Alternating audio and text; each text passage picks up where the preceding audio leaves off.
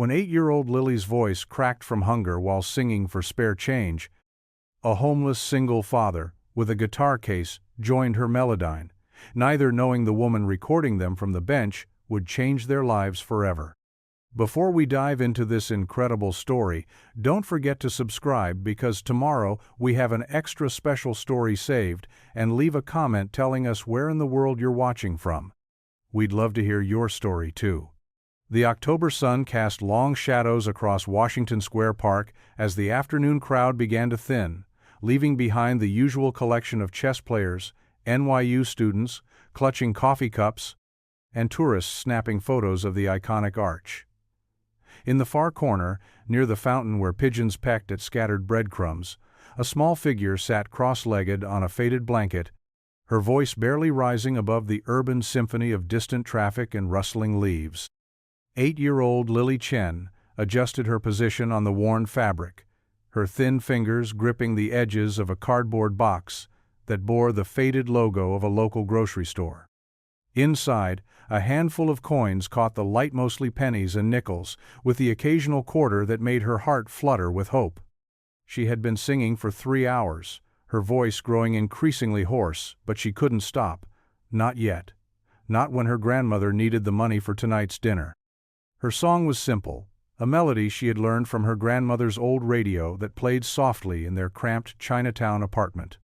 The words were in English, carefully practiced until her accent barely showed, because she had learned that passers-by were more generous when they could understand the lyrics. Amazing Grace seemed to work better than the Cantonese lullabies her grandmother had taught her, though those held more meaning in her small heart. Lily's appearance told the story of quiet desperation that many preferred not to see. Her jacket, once a cheerful red, had faded to a dusty pink and was 2 sizes too large, clearly a donation from some well-meaning charity. The sleeves were rolled up multiple times, creating bulky cuffs that made her arms look even thinner than they were. Her jeans, also too big, were held up by a piece of rope tied around her waist, and her sneakers had holes at the toes that she had carefully covered with duct tape to keep out the autumn chill. But when Lily sang, none of that mattered.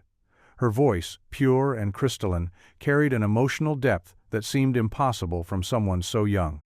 It was the kind of voice that made people stop mid-conversation, their heads turning to locate the source of something so unexpectedly beautiful in the midst of urban chaos.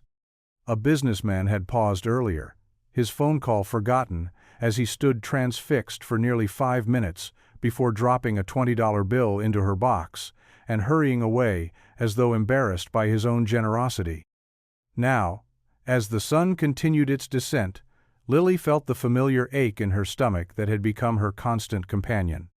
She had eaten only a small bowl of rice that morning, saving the rest for her grandmother who worked the early cleaning shift at the office building downtown. The hunger made her voice waver, but she pressed on, closing her eyes and trying to remember her grandmother's words.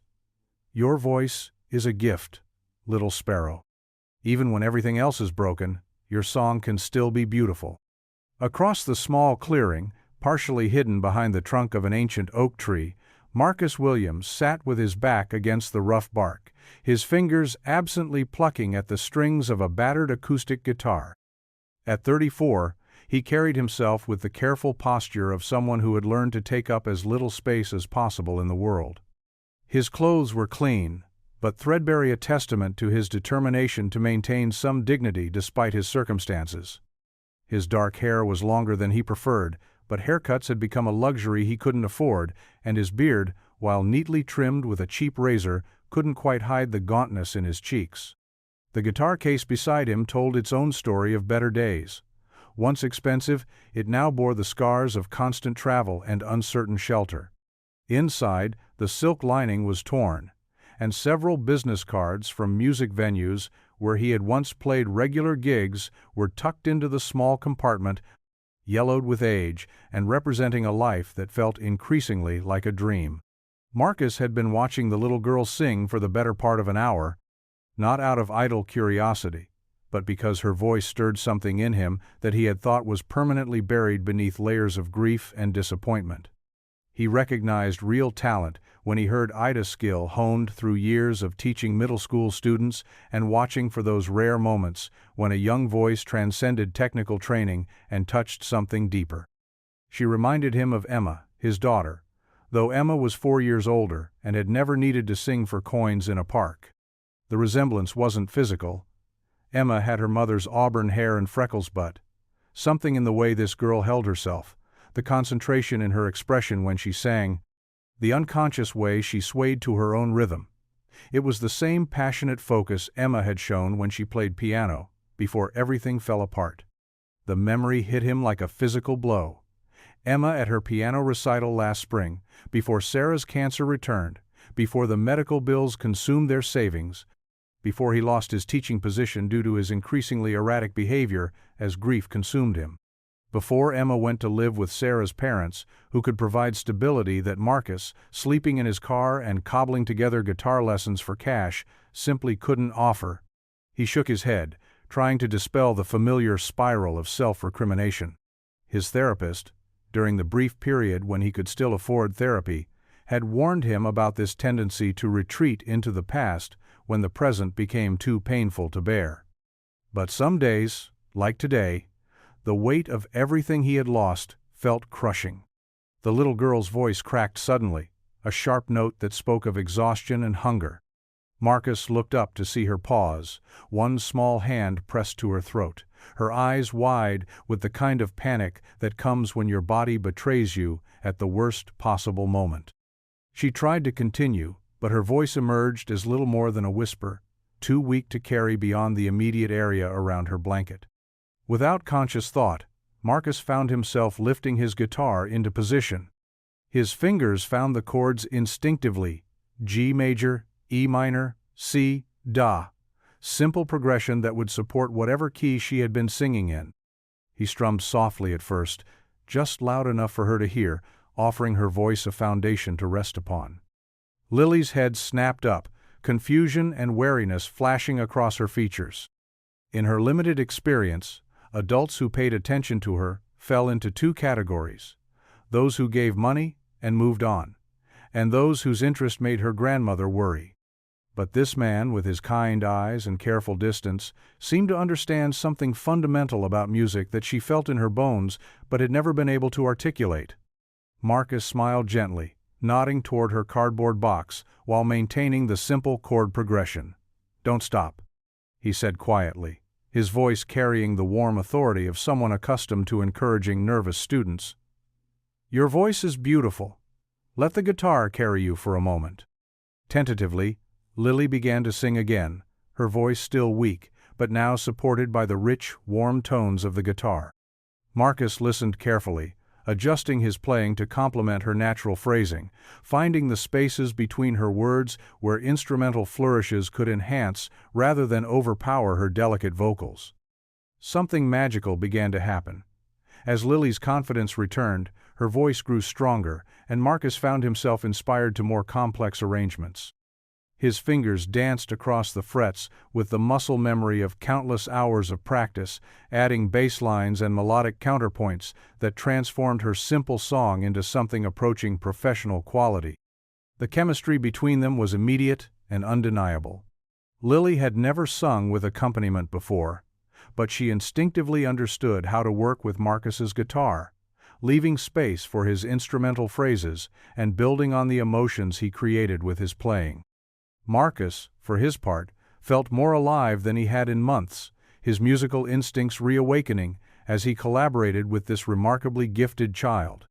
They moved seamlessly from Amazing Grace into other song shims and folk ballads that Marcus knew by heart and that Lily had absorbed from years of listening to her grandmother's radio. When she didn't know all the words, Marcus would hum harmony, creating a wordless dialogue between voice and instrument that spoke to something universal about human connection and shared creativity. 20 yards away, Elena Rodriguez sat on a park bench with her phone pressed to her ear, struggling to maintain focus on a conference call that had been dragging on for 45 minutes. As a senior talent scout for Meridian Records, she was accustomed to these lengthy discussions about market trends and demographic targeting, but today's conversation felt particularly tedious. Her assistant had scheduled this call during what was supposed to be her lunch break, and she found herself mentally planning her escape route as her colleague droned on about streaming numbers and social media engagement metrics. "Elena, are you still there?" The voice on the phone belonged to Richard Kraft, one of the label's senior executives, a man who had never discovered an artist himself but excelled at dissecting the discoveries of others. "Yes, I'm here," she replied, suppressing a sigh as she watched a young mother push a stroller past her bench. "I was just reviewing the quarterly reports you sent." "Good, because I want to circle back to our conversation about the teen pop market. We're seeing some interesting trends in the 12 to 16 demographic." Elena let the words wash over her while her eyes scanned the park absently.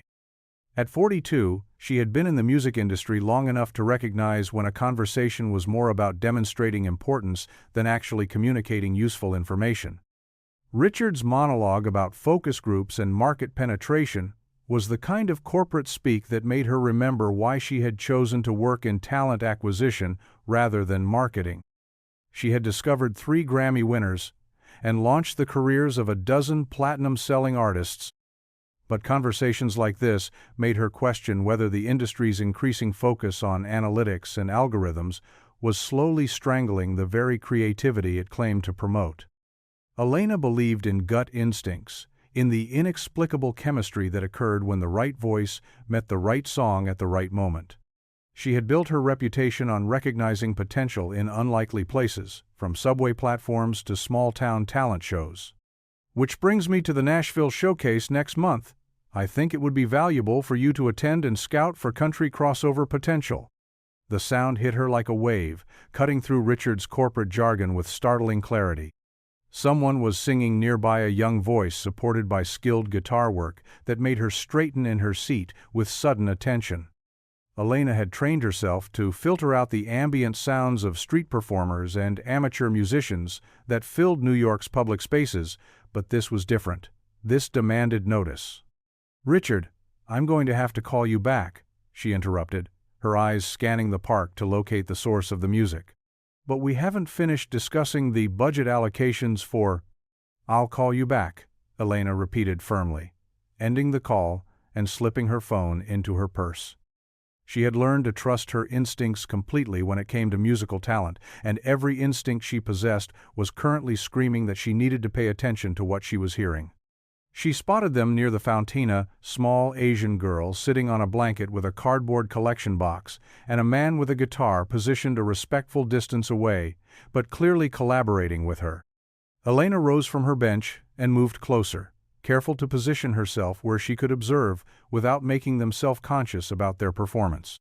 The girl couldn't have been more than 8 or 9 years old, dressed in clothes that spoke of economic hardship, but singing with a purity of tone that made Elena's breath catch. Her voice had the kind of natural resonance that couldn't be taught, the sort of God-given gift that record executives dreamed of finding. But more than technical ability, there was something in the child's delivery that spoke of genuine emotion, of songs that came from lived experience rather than vocal exercises. The guitar player was equally impressive, though in a different way. His playing demonstrated classical training combined with the intuitive understanding of how to support a vocalist that came only from years of experience. He wasn't trying to showcase his own abilities, but rather creating a musical foundation that elevated the girl's performance. It was the mark of a true collaborator, someone who understood that great music was about serving the song rather than demonstrating personal virtuosity. Elena found herself mentally cataloging everything she observed. The girl's natural stage presence despite her obvious shyness, the way she closed her eyes during emotional passages, the unconscious hand gestures that emphasized certain lyrics. These were the kinds of details that couldn't be manufactured through coaching or studio production. This child was a natural performer, someone who communicated authentically through music in a way that was becoming increasingly rare in an industry obsessed with manufactured personalities. The crowd that had begun to gather around the impromptu performance was equally telling. Street musicians were common in Washington Square Park, but most passers-by gave them only passing attention. This performance had created something different, a circle of truly engaged listeners who seemed reluctant to move on. A businessman stood frozen with his coffee cup halfway to his lips. A young couple had stopped their intimate conversation to listen. Even the chess players at nearby tables had paused their games. Elena noticed that the girl's cardboard box was gradually filling with bills rather than just coins, always a reliable indicator of how audiences were responding to street performers. More importantly, she could see genuine emotion on the faces of those listening. People weren't just being polite or charitable, they were being moved by what they heard. As the current song concluded, Elena expected the crowd to disperse, as typically happened after street performances. Instead, several people called out requests, and the guitar player looked to the girl with raised eyebrows, deferring to her choice.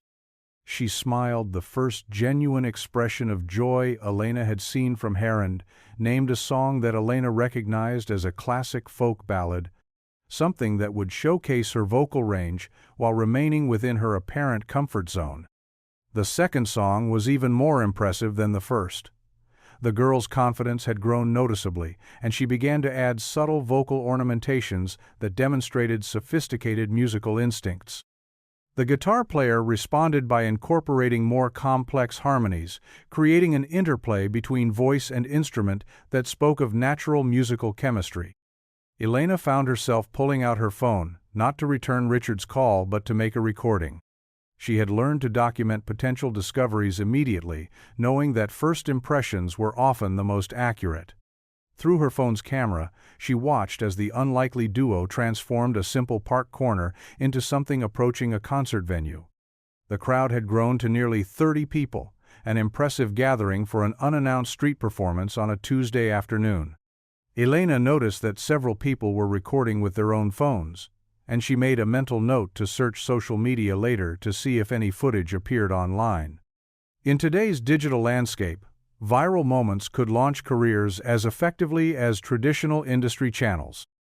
As the song reached its climax, Elena felt the familiar thrill that came with genuine discovery. This wasn't just a talented child who might develop into something special with years of training and guidance. This was someone who already possessed the rare combination of technical ability, emotional authenticity, and natural stage presence that defined true recording artists. The guitar player's contribution couldn't be overlooked either. His musical maturity was providing exactly the kind of foundation that could allow the girl's talent to flourish. When the final notes faded and the crowd erupted in enthusiastic applause, Elena remained motionless, processing everything she had witnessed. In 15 years of professional talent scouting, she had developed a reliable framework for evaluating potential, but this performance challenged her usual categories. The girl was too young for most industry standards, and the circumstance asking for money in a park suggested complications that could complicate any professional relationship. But the talent was undeniable, and Elena had learned that extraordinary circumstances often produced extraordinary artists. Some of her most successful discoveries had come from unconventional backgrounds, their unique perspectives contributing to the authenticity that made their music compelling. The crowd began to disperse, people dropping final contributions into the cardboard box and offering words of encouragement before continuing with their day.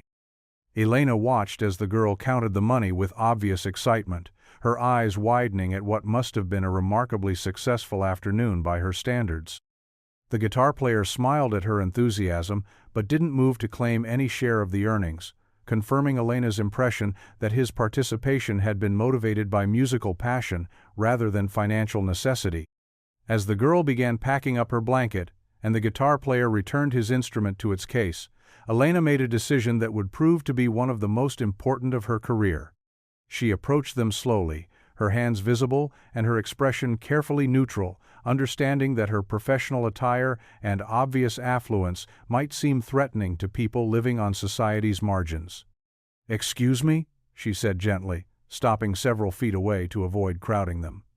"That was absolutely beautiful. You two make incredible music together." The girl looked up with the wariness of someone who had learned to be cautious around strangers, while the guitar player moved almost imperceptibly closer to her, his protective instincts clearly engaged. Elena recognized the dynamic immediately and adjusted her approach accordingly. "My name is Elena Rodriguez," she continued, reaching slowly into her purse to retrieve a business card. "I work for a record company, and I'd very much like to talk with you about your music, if you're interested." The guitar player accepted the card, his eyes scanning it quickly before meeting Elena's gaze with a mixture of skepticism and hope that she had seen countless times before. In the music industry, promises were cheap and often broken, but genuine opportunities were rare enough to be worth exploring. "You're serious?" he asked, his voice carrying the careful control of someone who had been disappointed before. "Completely serious," Elena assured him. "What I just heard was extraordinary, and I think other people should have the chance to hear it too." As the October afternoon dissolved into evening around them, none of the three people standing near the Washington Square fountain could have predicted how completely this chance encounter would transform their lives. The little girl who had sung for coins would soon be recording in professional studios. The homeless guitar player would rediscover his purpose as a musician and teacher. And the talent scout who had stumbled upon them during a boring conference call would find herself shepherding the most remarkable discovery of her career. But for now, as Elena handed Marcus her business card and Lily clutched her day's earnings against her chest, they were simply three people who had found each other through the universal language of music, their futures bright, with possibility that was just beginning to unfold. The morning alarm in apartment 3B of the narrow tenement building on Mott Street hadn't worked in 6 months, but Lily Chen didn't need it. She woke every day at exactly 5:47 a.m., her internal clock calibrated to the sound of her grandmother's careful footsteps moving through their cramped two-room home. Through the thin walls, she could hear Mrs. Wong next door, beginning her own morning routine, and below them, the bakery was already filling the building with the scent of fresh bread that made Lily's stomach ache with longing. Lily remained perfectly still in the narrow bed she shared with her grandmother, listening to the familiar symphony of their morning preparation. Nai moved with the efficient precision of someone who had spent 3 years perfecting a routine that allowed her to work 3 different cleaning jobs while caring for a small child. First came the soft shuffle to the kitchen corner, then the careful lighting of the single gas burner they couldn't afford to heat the entire stove, followed by the gentle scrape of the wooden spoon against their only pot as she prepared the thin rice porridge that would serve as breakfast. Their apartment was a study in making something from nothing. The main room served as living room, dining room, kitchen, and Lily's play area, with furniture that had been carefully selected from street corners and donation bins. A fold-out card table doubled as their dining surface and Lily's homework desk. 2 plastic chairs with mismatched cushions provided their only seating. The kitchen consisted of a mini refrigerator older than Lily herself, a hot plate with 1 functioning burner, and a sink so small that washing dishes required careful choreography. The walls were covered with images that told the story of better times. Photographs of Lily's parents on their wedding day, her father in his chef's uniform from the restaurant where he had worked as a sous chef, her mother holding newborn Lily in a hospital room that seemed impossibly bright and clean compared to their current circumstances. Between these treasured memories, Nai had hung cheerful decorations cut from magazines, pictures of flowers and sunsets, and families gathered around abundant dinner tables that served as windows into the life they wished they could afford. "Morning, little sparrow," her grandmother whispered in Cantonese, using the pet name she had given Lily when her granddaughter's voice first emerged in beautiful, clear notes as a toddler. "Time to rise and sing for the day." Lily sat up carefully, mindful not to jostle the mattress too much.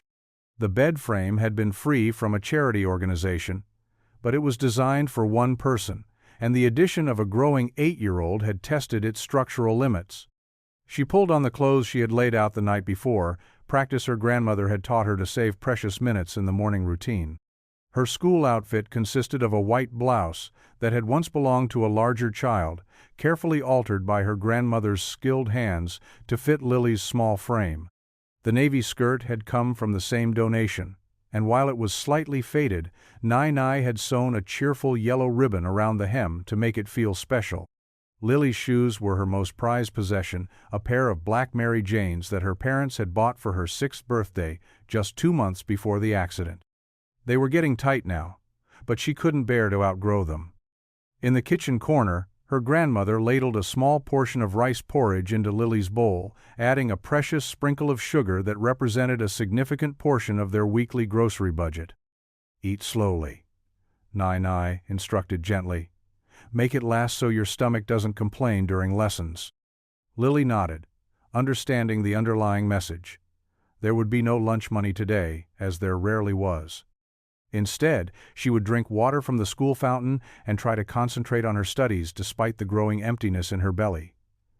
She had learned not to mention her hunger to her teacher, Miss Rodriguez, who had already shown more kindness than Lily felt comfortable accepting by occasionally sharing her own lunch and providing extra supplies for Lily's school projects. As Lily ate, she watched her grandmother prepare for the first of her 3 jobs. Nai worked the early morning shift at the Meridian office tower downtown, arriving by 6:30 a.m. to clean executive offices before the business day began.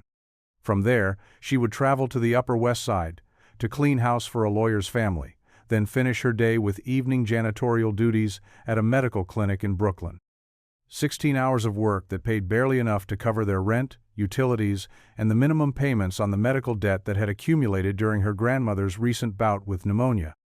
"Nai," Lily said carefully, practicing the words she had been rehearsing for days. "I've been thinking about singing in the park again today after school." Her grandmother's hands stilled for a moment as she packed her cleaning supplies into the wheeled cart that had become an extension of herself. They had discussed this before, and the conversation always ended with the same mixture of pride and heartbreak in her grandmother's eyes. "Little sparrow, your voice is a gift from heaven," she said softly, switching to English as she always did when discussing important matters. She wanted Lily to practice the language that would serve her better in America than the Cantonese of their home. "But you are 8 years old. You should be playing with dolls, not working to pay for food." "But I like to sing," Lily protested, which was true. What she didn't add was that she had calculated exactly how much money her afternoon park performances brought in, and that $15 could buy groceries for 3 days if they shopped carefully at the discount market. Her grandmother knelt beside Lily's chair, her weathered hands cupping her granddaughter's face with infinite tenderness. At 68, Chen Wei carried the accumulated exhaustion of a life that had included raising 5 children in rural China, immigrating to America with her son's family, and now caring for her orphaned granddaughter on wages that barely qualified as subsistence. "Your mother and father, they wanted different for you," she said, her accent thickening with emotion as it always did when she spoke of her lost son and daughter-in-law. "Your Baba, he worked so hard at that restaurant, saving money so you could take piano lessons. Your mama, she sang to you every night, said you would be famous singer someday, make beautiful music for the whole world." Lily had heard these stories countless times, but they never lost their power to transport her to a world where her parents were still alive, where money wasn't a constant source of anxiety, where her singing was about joy rather than survival. Her father, David Chen, had been a talented chef who dreamed of opening his own restaurant. Her mother, Angela, had worked as a seamstress while nurturing dreams of studying music formally. They had been driving home from her father's evening shift at the restaurant when the drunk driver ran the red light. The accident had taken everything: her parents' lives, her father's modest life insurance policy eaten up by funeral expenses, and her mother's small savings account consumed by medical bills from the 3 days she had lingered in intensive care before succumbing to her injuries. Lily, who had been staying with her grandmother that night, woke up the next morning an orphan with no inheritance except her parents' dreams and a voice that could make people stop and listen. "I remember Mama singing," Lily said quietly, finishing her rice porridge with small, careful bites. "She said my voice was special, that it could take me anywhere I wanted to go." "And it will," her grandmother assured her, though the certainty in her voice was tempered by the reality of their circumstances. But maybe not by singing in parks for strangers' money. Maybe through school, through studying hard, through finding different path. After her grandmother left for work, Lily completed her morning routine with the precision of someone much older. She washed their breakfast dishes in the tiny sink, made the bed with military precision, and gathered her school supplies into the backpack that her teacher had provided from the classroom's emergency fund. Before leaving for school, she performed a ritual that had become as essential as breathing. In the corner of their main room sat her most treasured possession, a small radio that had belonged to her parents. It was old enough to require frequent adjustment of its antenna, and the sound quality was poor enough that she had to listen carefully to make out the words of songs. But every morning she would turn it on and spend 10 minutes listening to whatever music she could find, usually settling on the classical station that came in most clearly. This morning she was rewarded with a piece she had never heard before, a soprano performing an aria that made her chest tight with longing. The woman's voice soared and dipped with technical precision, but more than that, it conveyed emotions that Lily recognized despite not understanding the Italian lyrics. Heartbreak, hope, determination, and a fierce kind of joy that could exist even in the midst of sorrow. Lily closed her eyes and tried to imagine herself singing like that, not for coins in a cardboard box, but on a real stage with an orchestra and an audience that had come specifically to hear her voice. She pictured herself in a beautiful gown, not the donated clothes that marked her as different from her classmates. She imagined her parents in the audience, her grandmother sitting in the front row without the tired lines around her eyes that came from working 16-hour days. The fantasy was interrupted by the harsh buzz of the radio's static as the station drifted out of range. Lily adjusted the antenna carefully, but the music was gone, replaced by a talk show discussing local politics in rapid English that she couldn't quite follow. She turned off the radio and gathered her things for school, but the soprano's voice remained in her mind, a reminder of possibilities that seemed as distant as the moon.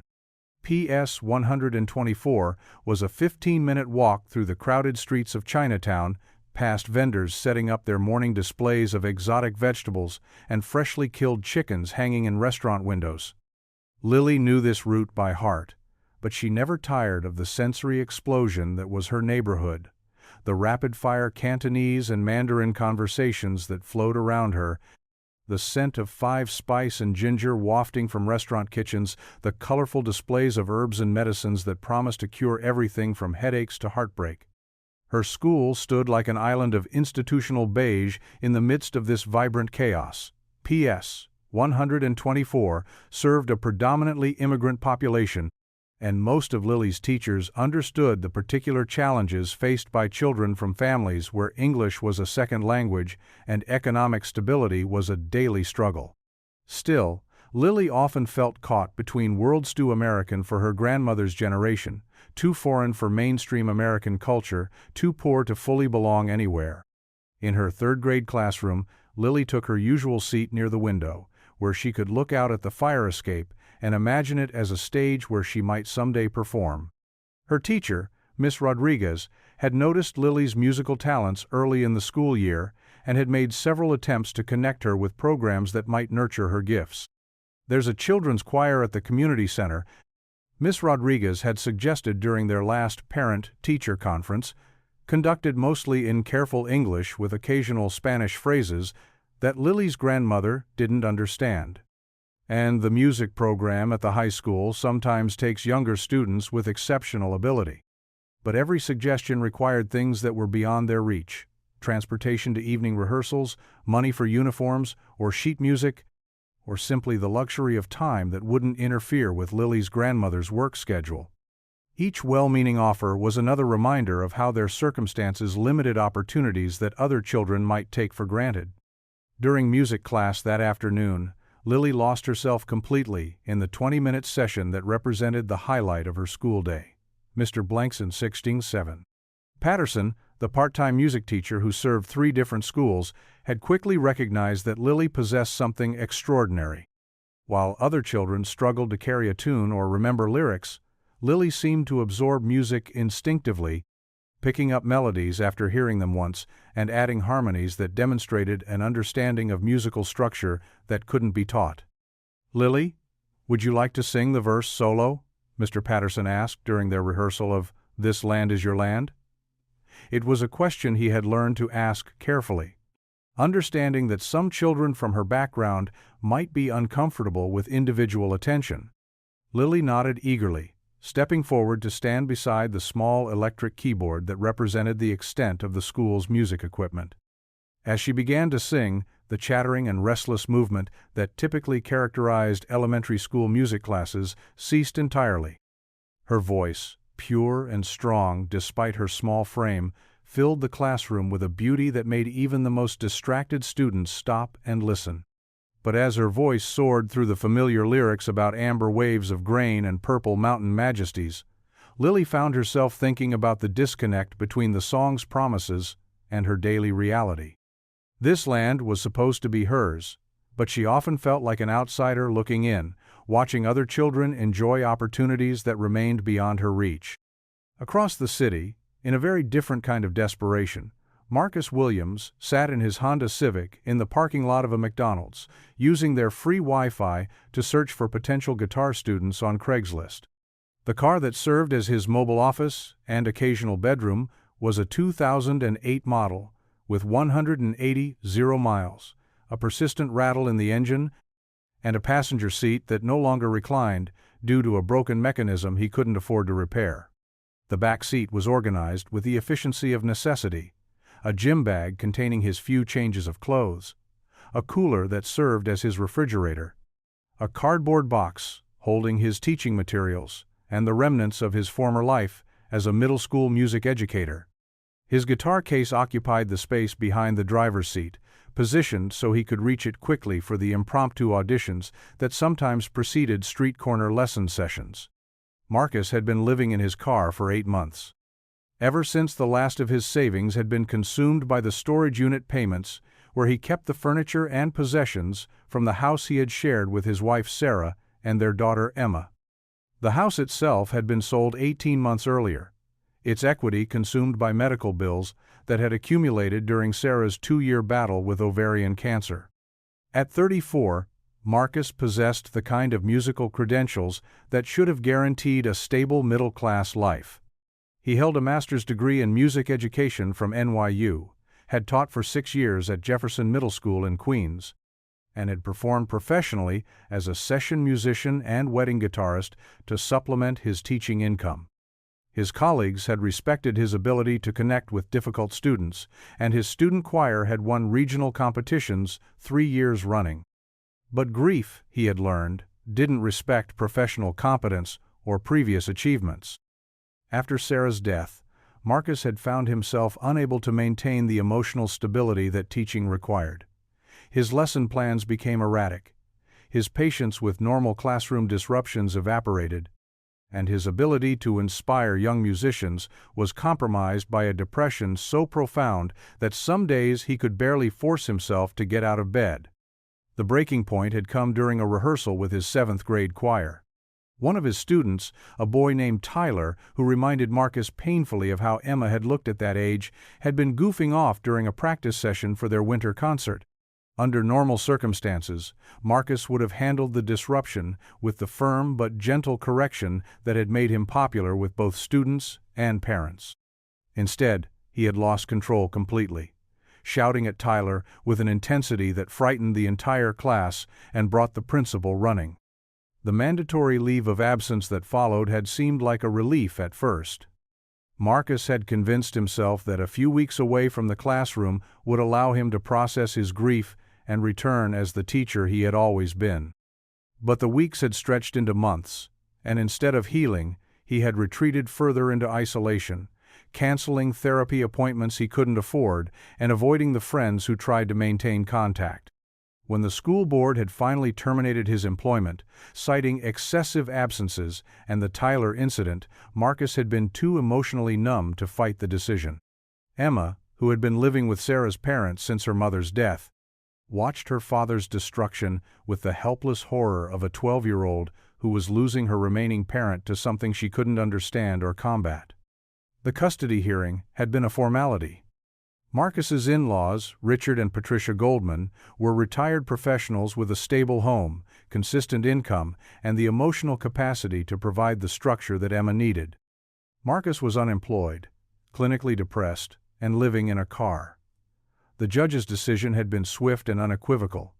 Supervised visitation only, pending evidence of stable housing and employment.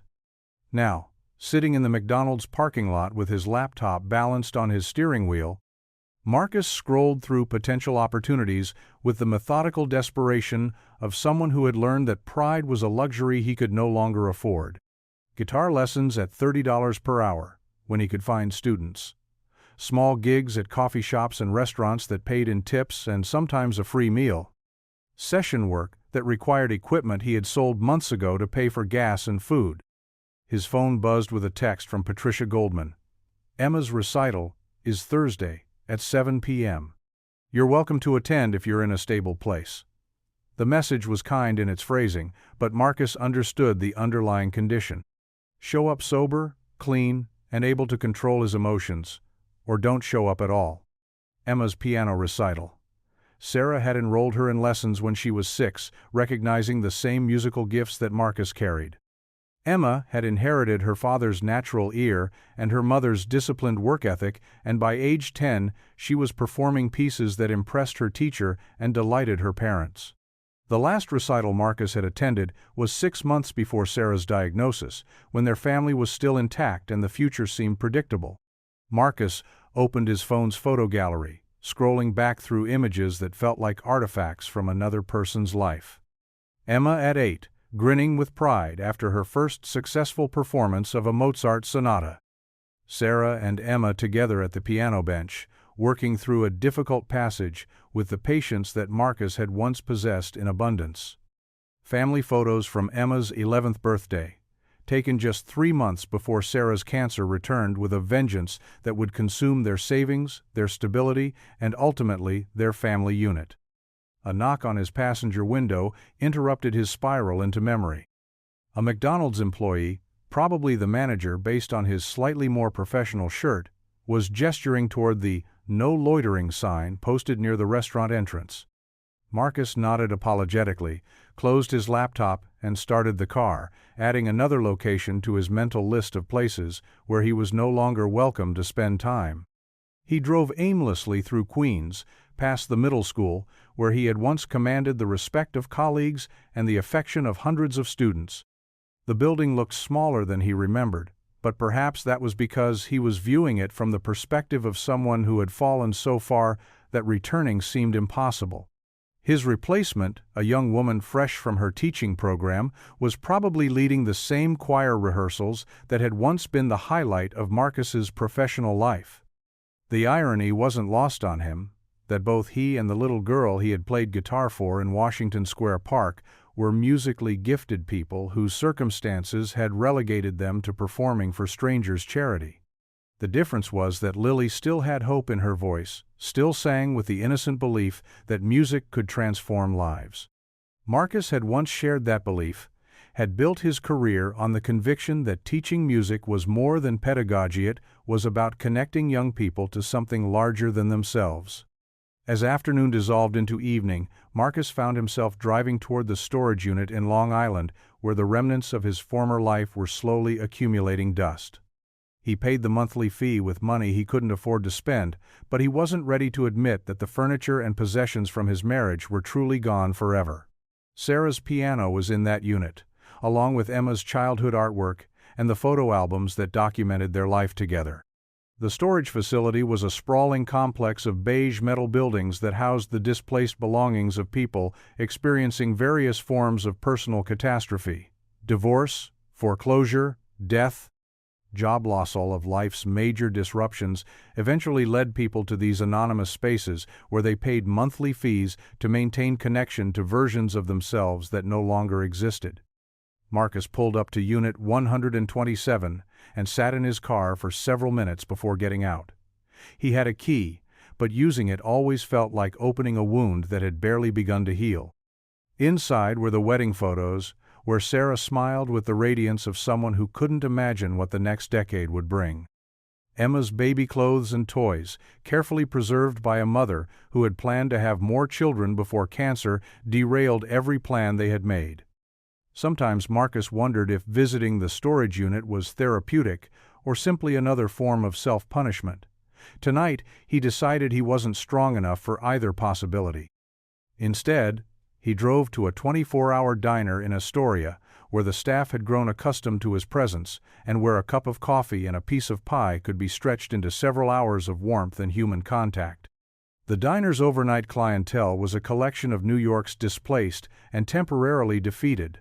Taxi drivers between shifts, healthcare workers finishing late shifts, insomniacs seeking company. And people like Marcus, who existed in the spaces between conventional society's structure. The conversations were minimal but comforting in their shared understanding that everyone present was dealing with circumstances that had brought them to a fluorescent-lit restaurant at midnight. Marcus ordered his usual coffee and apple pie and opened his notebook to the pages where he had been working on original songs. Writing music had been his refuge throughout Sarah's illness, and remained one of the few activities that could still engage his creativity despite his depression. Tonight, he found himself thinking about the little girl from the park, wondering what songs she might sing if she had the opportunity to learn more than the hymns and folk ballads that seemed to comprise her current repertoire. He began sketching out a melody that could accommodate a young voice, while providing opportunities for the kind of guitar accompaniment that had felt so natural during their impromptu collaboration. The song that emerged was simple enough for a child to learn but sophisticated enough to showcase real talent. As he worked, Marcus felt the first stirring of genuine enthusiasm he had experienced in months.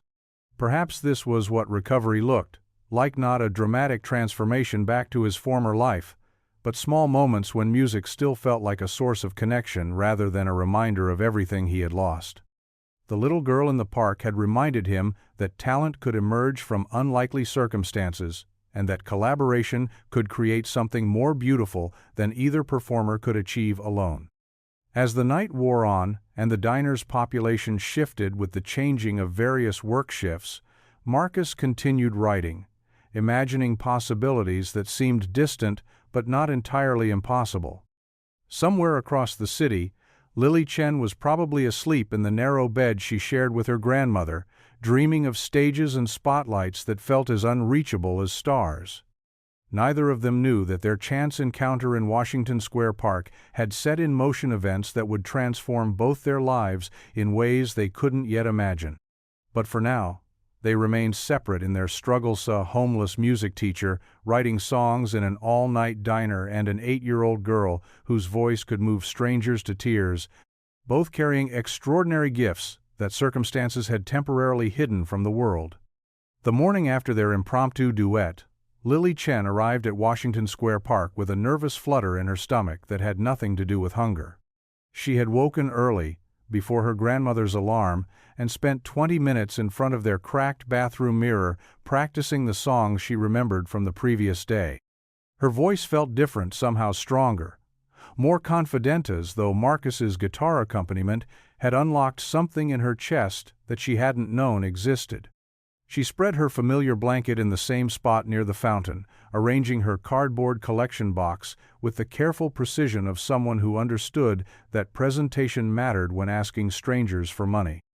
But instead of beginning to sing immediately, as was her usual routine, she found herself scanning the park for a tall figure with a guitar case, wondering if yesterday had been a singular moment of kindness or the beginning of something more sustained.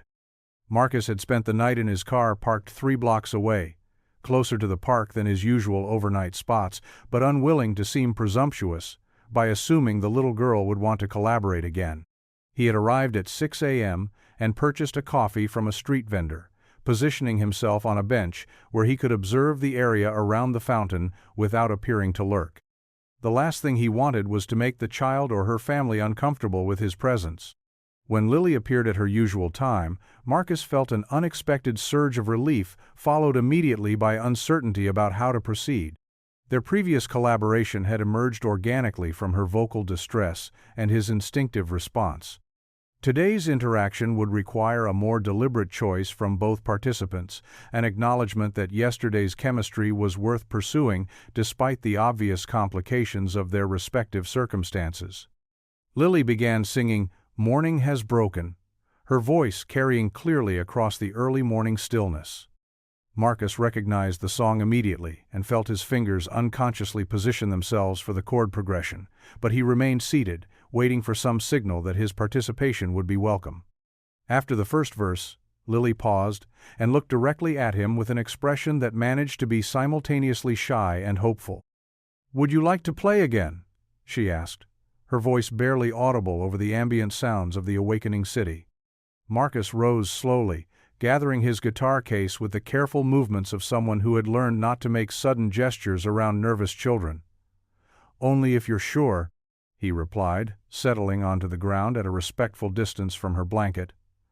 "This is your spot, and I don't want to interfere with what you're doing."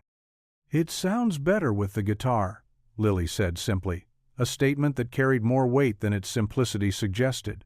In her 8 years of life, very few things had sounded better when adults became involved. Most grown-up participation in her world came with conditions, expectations, and complications that made simple pleasures more difficult rather than enhanced. Marcus tuned his guitar quickly, his ears automatically adjusting for the morning humidity that affected the instrument's intonation. "Do you know both sides now?" he asked, referencing a Joni Mitchell song that would showcase Lily's range while remaining within her apparent comfort zone of folk-influenced material. Lily shook her head, but her expression showed interest rather than concern. "I can learn it," she said with the confidence of someone who had spent years absorbing melodies from her grandmother's radio. Marcus began playing the distinctive finger-picking pattern that opened the song, humming the melody so Lily could familiarize herself with its contours. She listened intently, her head tilted in concentration, and by the second verse, she was humming along with remarkable accuracy. By the third repetition, she was singing wordless vowel sounds that captured the song's emotional essence, even without lyrics. "Now try these words," Marcus said gently, singing the opening verse in his warm baritone. Lily's musical memory proved as exceptional as he had suspected. She retained not only the melody, but the subtle phrasing that gave the song its wistful character. Their performance that morning attracted a larger audience than either had expected. The combination of Lily's ethereal voice with Marcus's sophisticated accompaniment created something that transcended typical street performance, transforming their corner of the park into an impromptu concert venue. People stopped not just out of politeness or charity, but because they were genuinely moved by what they heard. "That was incredible," said a young woman in scrubs who dropped a $10 bill into Lily's box. "I work at Mount Sinai, and I've never heard anything that beautiful on my way to work." By the time their informal set concluded 90 minutes later, Lily's collection box contained more money than she typically earned in 3 days of solo performance. More importantly, the experience had revealed possibilities that neither performer had previously considered. Marcus's professional instincts, dormant for months, had reawakened as he watched Lily's rapid musical development. Lily, meanwhile, had discovered that her voice could be part of something larger than survival, that music could be collaborative rather than solitary. "Tomorrow?" Lily asked as they prepared to part ways, the question carrying hope that Marcus found both touching and terrifying. "Tomorrow," he confirmed, though he spent the remainder of the day wondering what he was committing himself to and whether he possessed the emotional stability to be reliable for someone who clearly needed consistency in her life. The second day established what would become their routine. Lily arrived with punctual precision, Marcus appeared a few minutes later, and they spent approximately 2 hours creating music together before she needed to leave for school. Marcus discovered that Lily learned with remarkable speed, retaining not only melodies and lyrics, but absorbing his informal instruction about breath control, phrasing, and vocal projection. "Try breathing from here," Marcus demonstrated on their third morning together, placing his hand on his diaphragm. "Your voice is like a string instrument. The bigger the resonating chamber, the richer the sound." Lily mimicked his breathing technique with the focused attention of a student who understood that instruction was a gift not to be wasted. Within days, her volume had increased noticeably without any loss of tone quality, and her ability to sustain longer phrases gave their performances a professional polish that drew increasingly appreciative audiences. Marcus found himself looking forward to these morning sessions with an enthusiasm he hadn't experienced since before Sarah's illness. Lily's eagerness to learn reminded him why he had become a music teacher in the first place, the particular joy of watching talent develop under careful guidance. More than that, her presence in his daily routine provided structure and purpose that had been missing from his aimless existence. "You remind me of my daughter," Marcus told Lily during their second week of collaboration, a confidence that surprised him with its spontaneity. "Do you have a daughter?" Lily asked, her eyes widening with interest. In her limited experience, adults who spent time with children usually had official reasons. They were teachers, relatives, or neighbors with recognized connections. The idea that Marcus might have his own family added a layer of complexity to their relationship that both intrigued and concerned her. "Emma," Marcus said, his voice softening in a way that Lily recognized as the sound adults made when discussing people they loved who were absent. "She's 12 now. She plays piano." "Where is she?" Lily asked with the directness that children employ when adults introduce topics they clearly find painful. Marcus hesitated, unwilling to burden an 8-year-old with the complexities of custody arrangements and his own failures as a parent. "She lives with her grandparents right now," he said finally. "It's complicated." Lily nodded with the matter-of-fact acceptance of someone whose own family situation defied conventional categories. "I live with my grandmother too," she said. "My parents are in heaven." The simple statement hit Marcus with unexpected force. Here was a child who had experienced loss as profound as his own, but somehow maintained the optimism and resilience that he had lost. Her ability to state her circumstances without self-pity or dramatic emphasis made his own tendency toward despair seem less inevitable and more like a choice he was making rather than a condition being imposed upon him. "Do you miss them?" he asked gently. "Every day," Lily replied without hesitation, "but Nai says they can hear me when I sing, so I try to sing songs they would like."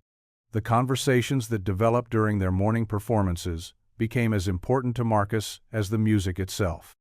Lily's perspective on loss, poverty, and uncertainty carried a wisdom that seemed impossible in someone so young, but her responses to difficulty were fundamentally different from his own. Where Marcus had retreated into isolation and self-recrimination, Lily had responded to tragedy by seeking connection and purpose.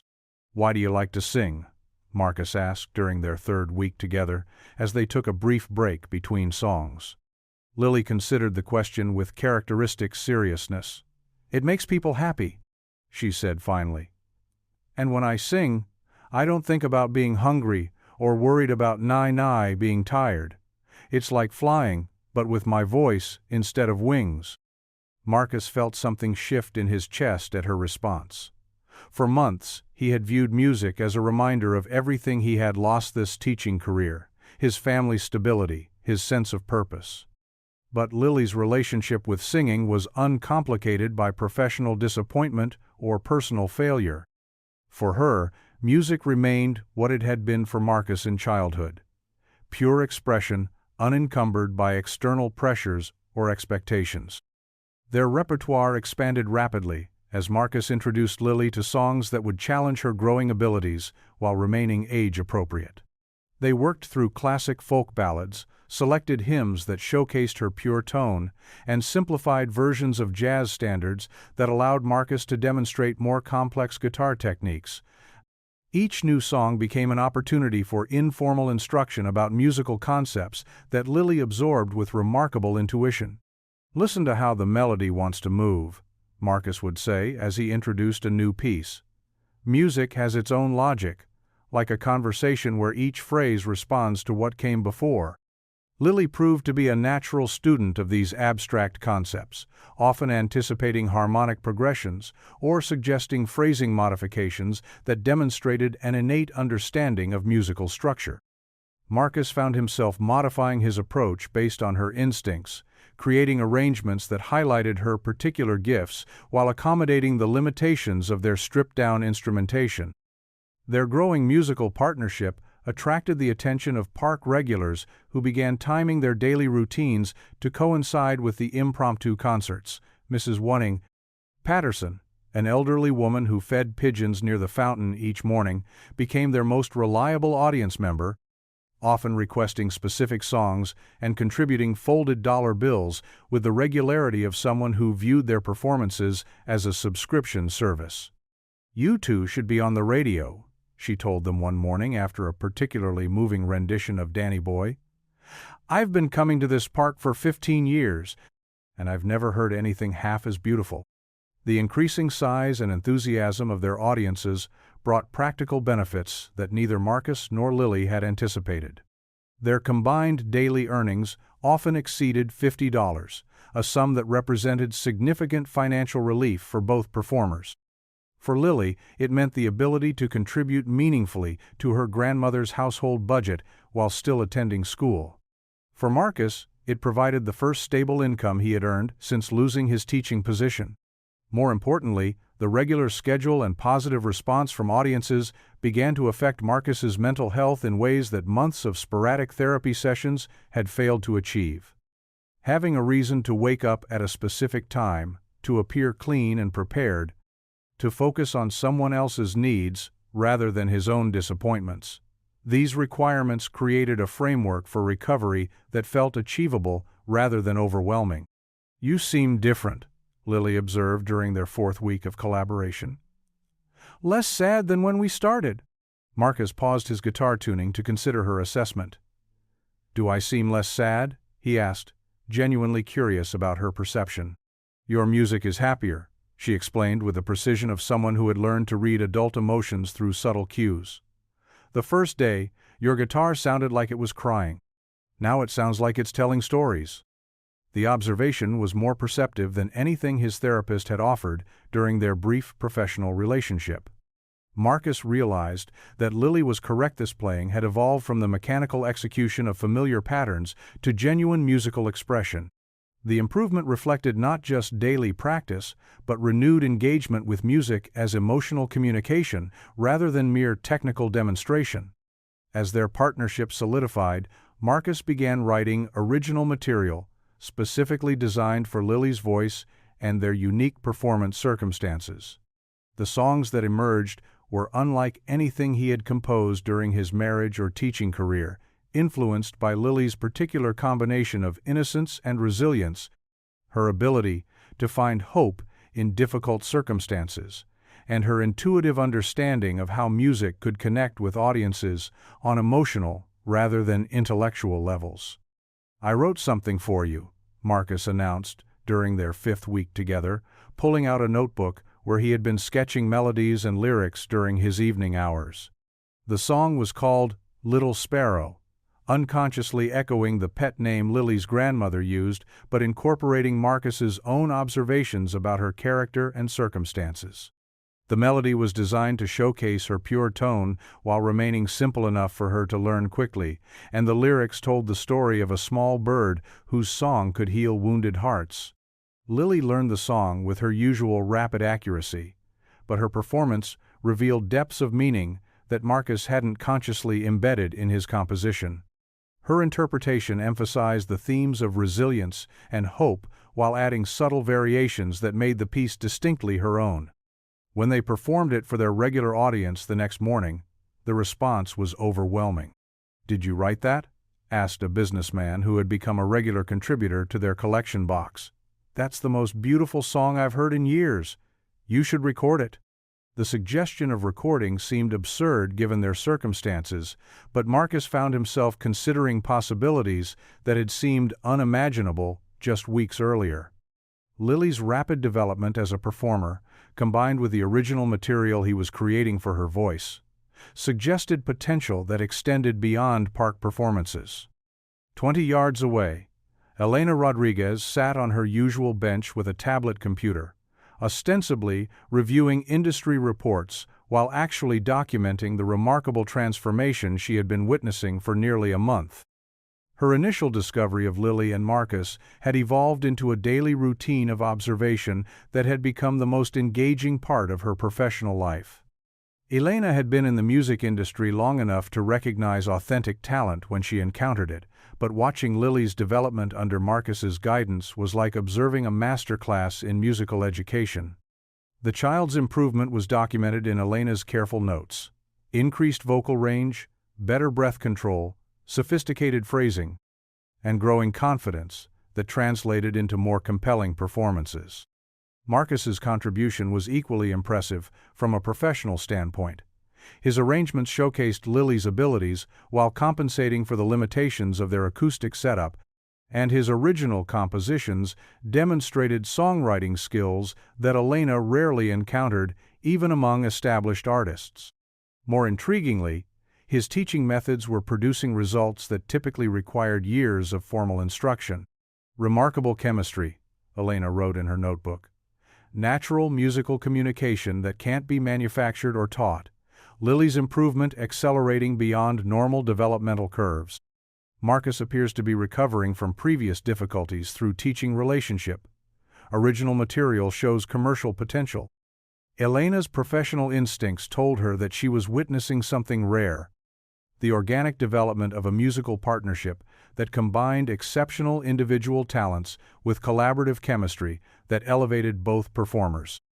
Her recordings of their daily sessions had become a private archive of artistic development that would be invaluable if she eventually approached them with formal representation. But Elena's growing investment in their success extended beyond professional interest. Watching Lily's determination to contribute to her family's survival while pursuing her musical gifts reminded Elena of her own childhood in East Los Angeles, where creativity had provided escape from economic limitations and cultural barriers. Marcus's journey from professional competence through personal catastrophe toward tentative recovery resonated with Elena's understanding of how quickly circumstances could transform lives in the music industry. She had begun researching options for young performers, investigating educational programs that might provide Lily with formal training while accommodating her family's financial constraints. She had also made discreet inquiries about Marcus's background, learning about his teaching credentials and the circumstances that had led to his current situation. Unusual case, Elena had noted during a recent conversation with her assistant: exceptional talent complicated by socioeconomic factors and personal history. Potential for significant development with appropriate support and guidance. As November settled over Manhattan with its promise of approaching winter, the daily performances in Washington Square Park had become a fixture that regular park visitors planned their schedules around. The collection box that had once held mostly coins now regularly contained bills from audience members who recognized that they were witnessing something special. Marcus had begun arriving earlier to secure their usual spot, and Lily had started bringing a thermos of tea that her grandmother prepared each morning. Small gesture of hospitality that spoke to her growing comfort with their partnership. Their song list had expanded to include nearly 30 pieces, from traditional folk ballads to Marcus's growing collection of original compositions written specifically for Lily's voice. "We sound like a real band," Lily observed one morning, as they concluded a particularly successful session that had drawn an audience of nearly 40 people. "We are a real band," Marcus replied, surprising himself with the certainty in his voice. 6 weeks earlier, the idea of committing to any kind of musical collaboration would have seemed impossible, given his emotional instability and uncertain circumstances, but Lily's presence in his daily routine had provided the structure and purpose that enabled him to imagine possibilities beyond mere survival. Their partnership had become essential to both their lives, in ways that extended far beyond financial benefits. Lily had found in Marcus the kind of patient, encouraging instruction that her natural talents required to flourish. Marcus had rediscovered his identity as a teacher and musician through Lily's rapid development and enthusiastic response to his guidance. Neither realized that their daily performances were being observed and documented by someone with the industry connections and professional expertise to transform their park corner collaboration into something much larger. Elena Rodriguez continued her careful observation. building a comprehensive understanding of their abilities and circumstances while planning an approach that could change their lives without disrupting the organic chemistry that made their partnership so compelling. As winter approached and the morning air grew sharper, both Marcus and Lily began to worry about the practical challenges that cold weather would bring to their outdoor performances. Neither could imagine abandoning the routine that had become central to their respective recoveries, but neither could they continue performing outside once snow began to fall. The solution to their seasonal dilemma would come from an unexpected source, but for now, they focused on making the most of the remaining mild weather, creating music together in Washington Square Park, while an industry professional planned an intervention that would transform two broken dreams into a single extraordinary opportunity. The November morning air carried the sharp promise of winter as Elena Rodriguez sat on her familiar bench in Washington Square Park, her fingers wrapped around a steaming cup of coffee that had grown cold while she listened to Lily and Marcus perform their newest collaboration. 3 weeks of careful observation had convinced her that she was witnessing something extraordinary, but approaching them required a delicacy that could easily be misunderstood by two people who had obvious reasons to distrust adults bearing promises.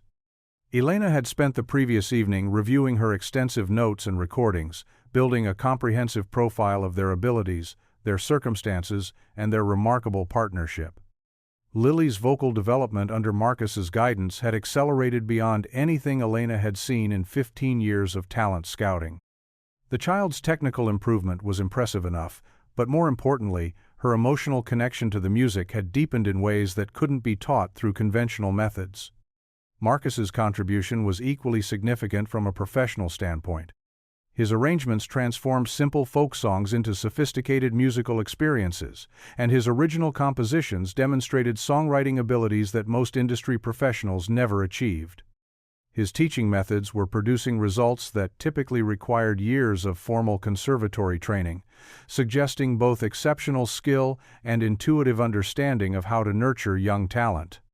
But Elena's hesitation about making contact stemmed from her recognition that their partnership was fragile in ways that extended beyond their obvious economic vulnerability. Marcus's protective instincts toward Lily were evident in his body language and careful positioning during their performances. Lily's trust in Marcus appeared to be the foundation that enabled her confident singing, and any disruption to their dynamic could potentially damage something that was working beautifully in its current form.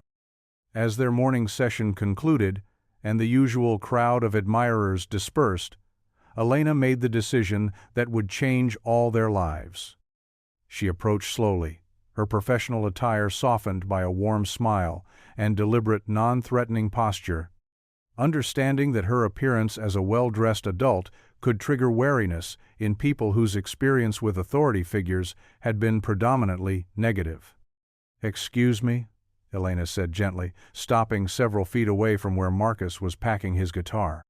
"I don't want to interrupt, but I've been listening to you both perform for several weeks now, and I wanted to tell you how extraordinary your music is." Lily moved almost imperceptibly closer to Marcus, her practiced smile in place but her eyes watchful.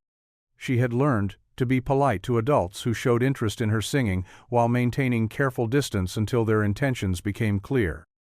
Marcus straightened, his protective instincts engaging as he assessed this newcomer, who clearly didn't fit the typical profile of their regular audience.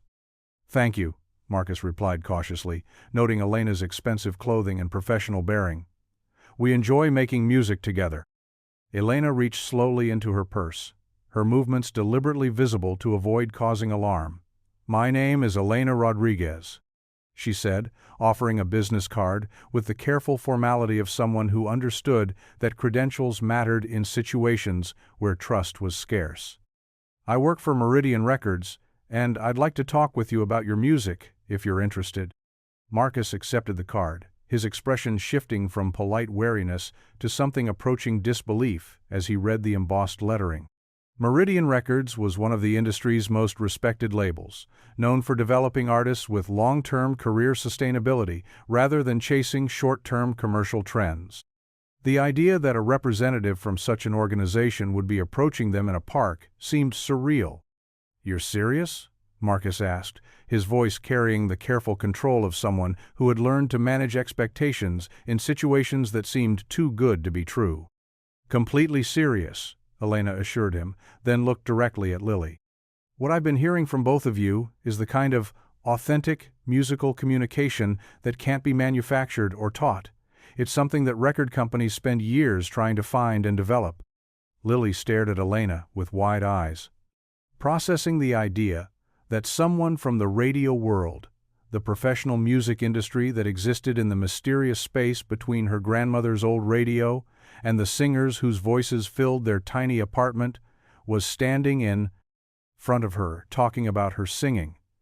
The concept was so far outside her experience that she couldn't immediately formulate a response. "I've never," Lily began, then stopped, overwhelmed by the implications of what Elena was suggesting. "You've never what, sweetheart?" Elena asked gently, crouching to bring herself closer to Lily's eye level. "I've never been in a real recording place," Lily admitted, her voice barely audible. "I just sing here, for people walking by. I don't know if I could sing in a professional place with real equipment and people who know about music." Elena felt her heart clench at the child's honest vulnerability. Here was extraordinary talent coupled with the kind of imposter syndrome that economic circumstances often created in gifted individuals from marginalized backgrounds. She recognized the phenomenon from her own childhood, when opportunities that seemed natural birthright for wealthy children felt like impossible dreams for kids from East Los Angeles. Marcus's protective instincts intensified as he watched Lily's uncertainty. "What exactly are you proposing?" he asked Elena, his tone sharpening with suspicion. "And what would it mean for Lily?" "I'd like to arrange an audition at our studios," Elena explained, maintaining her calm professionalism despite recognizing the skepticism in Marcus's voice. "Nothing binding, no contracts or commitments, just an opportunity for our production team to hear what you can do in a professional setting." "An audition," Marcus repeated, the word carrying weight from his own history with music industry, promises that had failed to materialize into sustainable opportunities. "And then what? If she's good enough for your standards, you offer some kind of development deal that benefits your company more than it helps her?" Elena heard the bitter experience in Marcus's question and understood that his skepticism came from personal disappointment rather than general cynicism. She had encountered this protective wariness countless times in her career, usually from parents or guardians who had watched talented children become casualties of an industry that often exploited young performers. "I understand your concern," Elena said carefully. "The music industry has a well-deserved reputation for taking advantage of young talent. But I didn't approach you with a contract or financial offers. I approached you because what you're creating together is special, and I think it deserves a larger audience." Lily looked between Marcus and Elena, sensing the adult tension but not fully understanding its source. "What's an audition?" she asked with the directness that children employ when conversations become incomprehensible. "It's like a test," Marcus explained gently, "where you sing for people who decide if you're good enough for professional opportunities." "Like a talent show?" Lily asked, referencing a concept from television programs she occasionally watched. "Similar," Elena interjected, "but more like a conversation about music.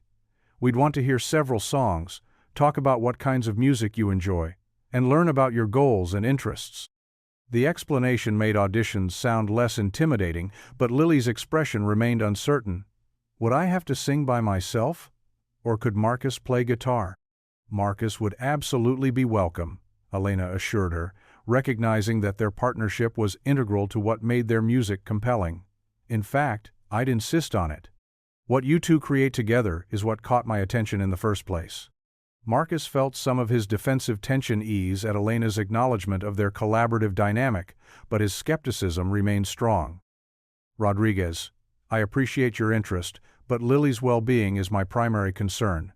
She's 8 years old, she's had enough instability in her life, and I'm not going to expose her to potential disappointment just because someone from a record company thinks she might be commercially viable."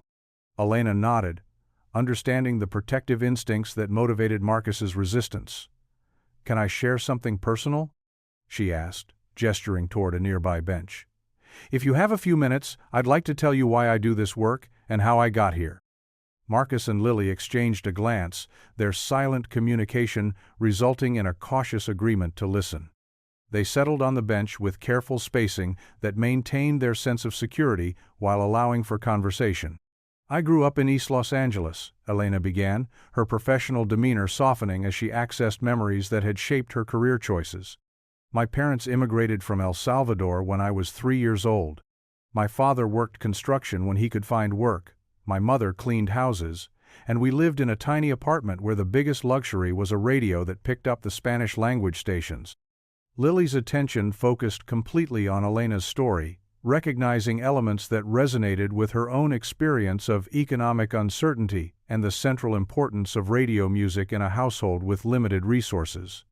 Music was everything in our apartment, Elena continued.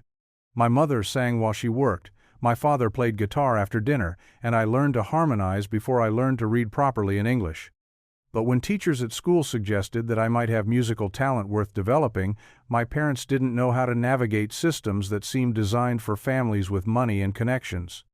Marcus found himself listening with growing attention, hearing echoes of his own students' experiences when parents wanted to support their children's talents, but lacked the cultural capital to access appropriate opportunities. I was lucky, Elena said. A middle school music teacher took interest in my development and helped my family understand how to apply for programs and scholarships. But even with her guidance, every step felt like entering a world where I didn't belong, where my accent and my family's economic circumstances marked me as different from other students. Did you become a singer? Lily asked, her natural curiosity overcoming her initial wariness. Elena smiled, shaking her head. I tried, but I discovered that my talents were better suited for finding and developing other people's gifts. I went to UCLA on scholarship, studied business and music, and eventually found my way into talent acquisition because I understood what it felt like to have ability that circumstances made difficult to develop. The personal history Elena shared created a bridge of understanding that began to dissolve Marcus's defensive skepticism. Her experience of navigating between worlds, the working-class immigrant community where she had developed her musical foundation, and the professional industry where she now operated, provided credibility that mere business credentials couldn't establish. The reason I do this work, Elena continued, is because I remember what it felt like to wonder if my dreams were too big for my circumstances. I remember adults who meant well but didn't understand how to help, and I remember feeling like opportunities were designed for other people's children. She looked directly at Lily. When I watch you sing, I see someone with extraordinary gifts who deserves the chance to develop them fully. And when I watch Marcus teach you, I see someone who understands how to nurture talent in ways that preserve what makes it special. Marcus felt his resistance beginning to waver as Elena's story revealed motivations that extended beyond commercial interest. What would an audition actually involve? He asked, his tone shifting from defensive to cautiously curious. 2 or 3 songs that showcase Lily's range and your collaborative abilities, Elena explained. A brief conversation about musical influences and interests. Maybe 30 minutes total. No pressure, no commitments, beyond that initial meeting. And then? Marcus pressed, still protective but increasingly intrigued by possibilities he hadn't allowed himself to consider. If our production team agrees with my assessment of your potential, we would discuss options for development and support. Elena replied honestly, but those conversations would happen only if you're both interested in exploring professional opportunities. Lily had been listening to this exchange with growing excitement tempered by uncertainty about her own readiness for such a significant step.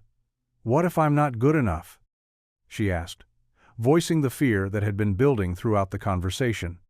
Elena's expression softened with understanding. Lily, you're already good enough. The question isn't whether you have talent that's obvious to anyone who hears you sing. The question is whether you want to explore ways to share that talent with more people. Marcus recognized the truth in Elena's assessment, but his own history with professional disappointment created additional concerns. Rodriguez, I appreciate what you're offering, but I should be honest about my own situation. I'm not exactly a reliable professional partner right now. My personal circumstances are complicated.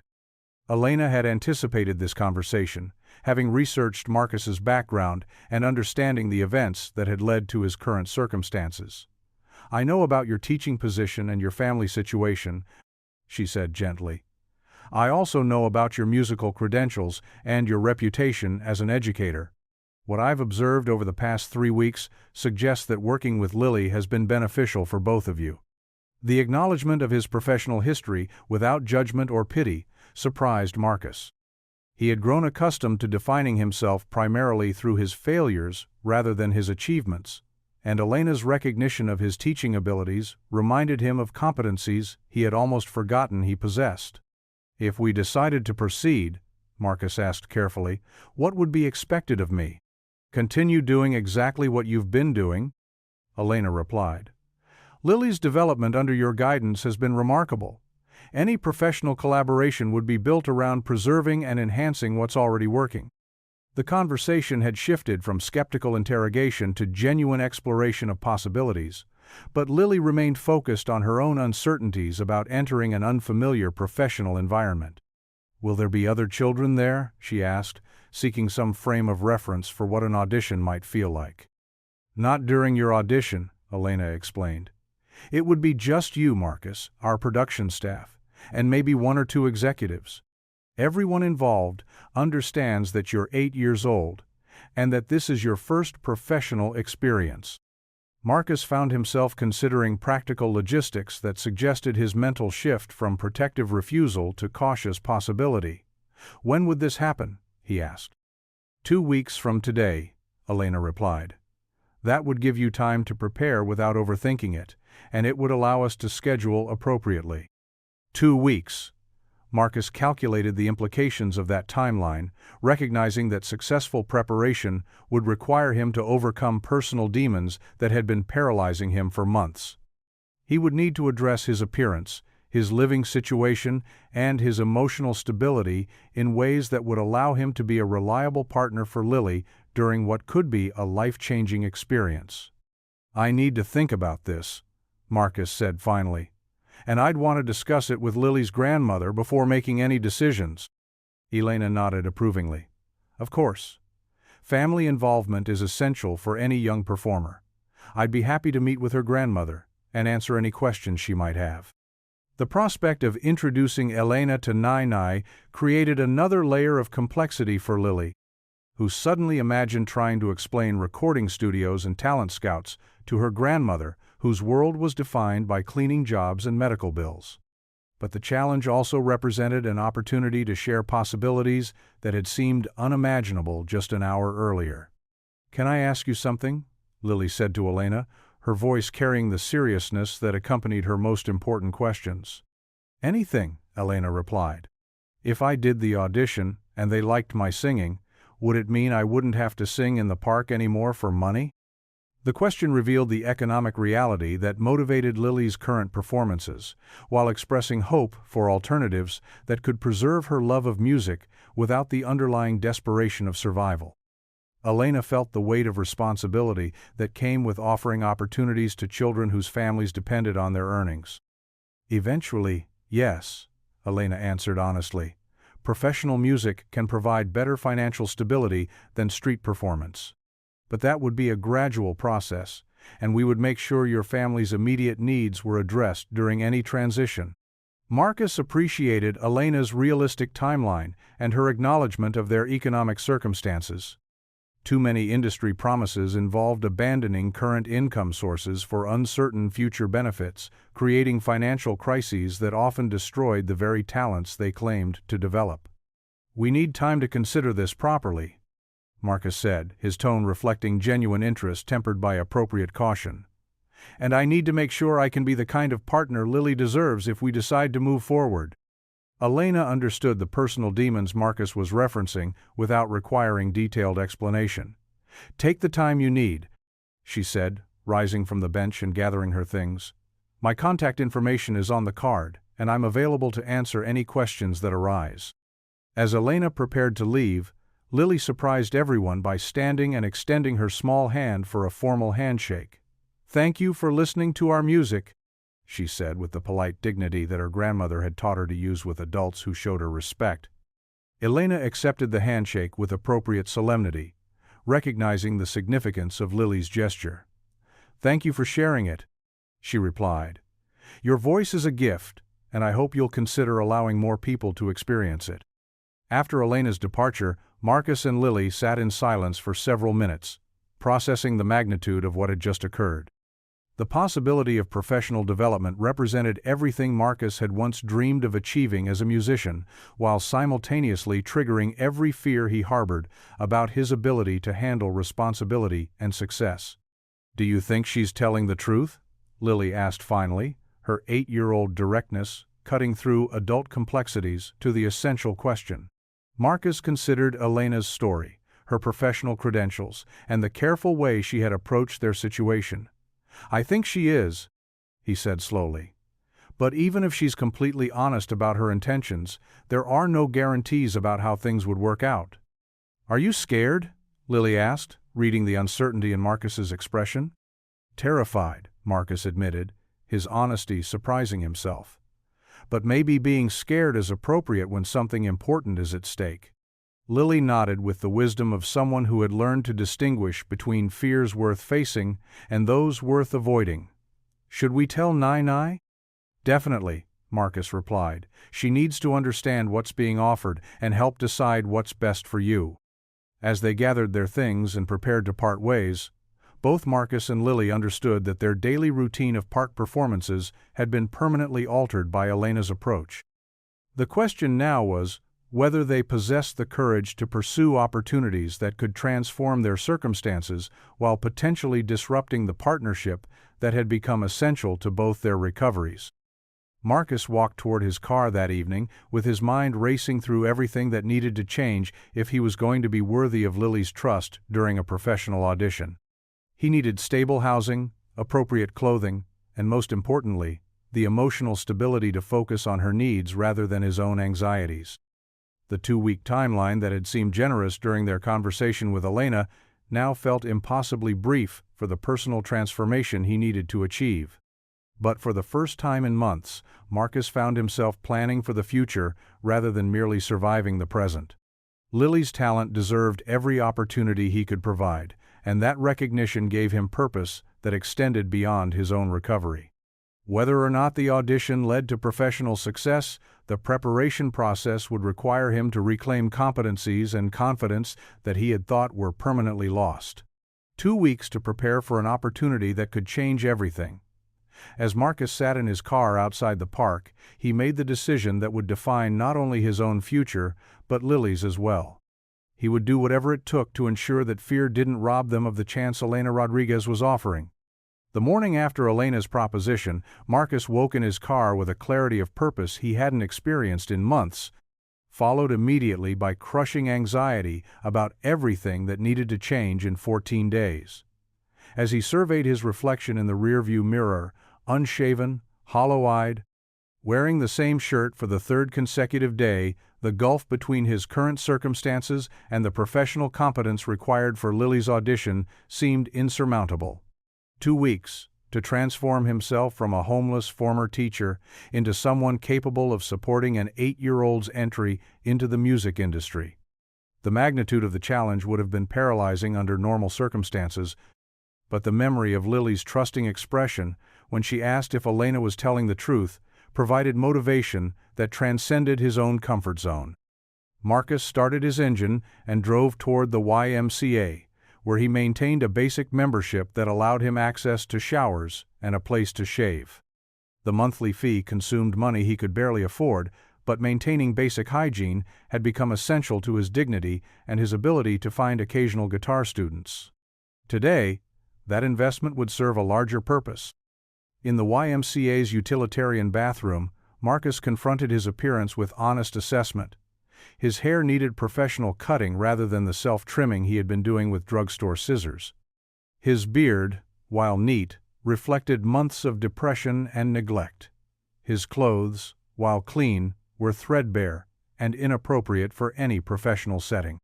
More concerning was the weight he had lost not from deliberate dieting, but from the irregular eating patterns that accompanied homelessness.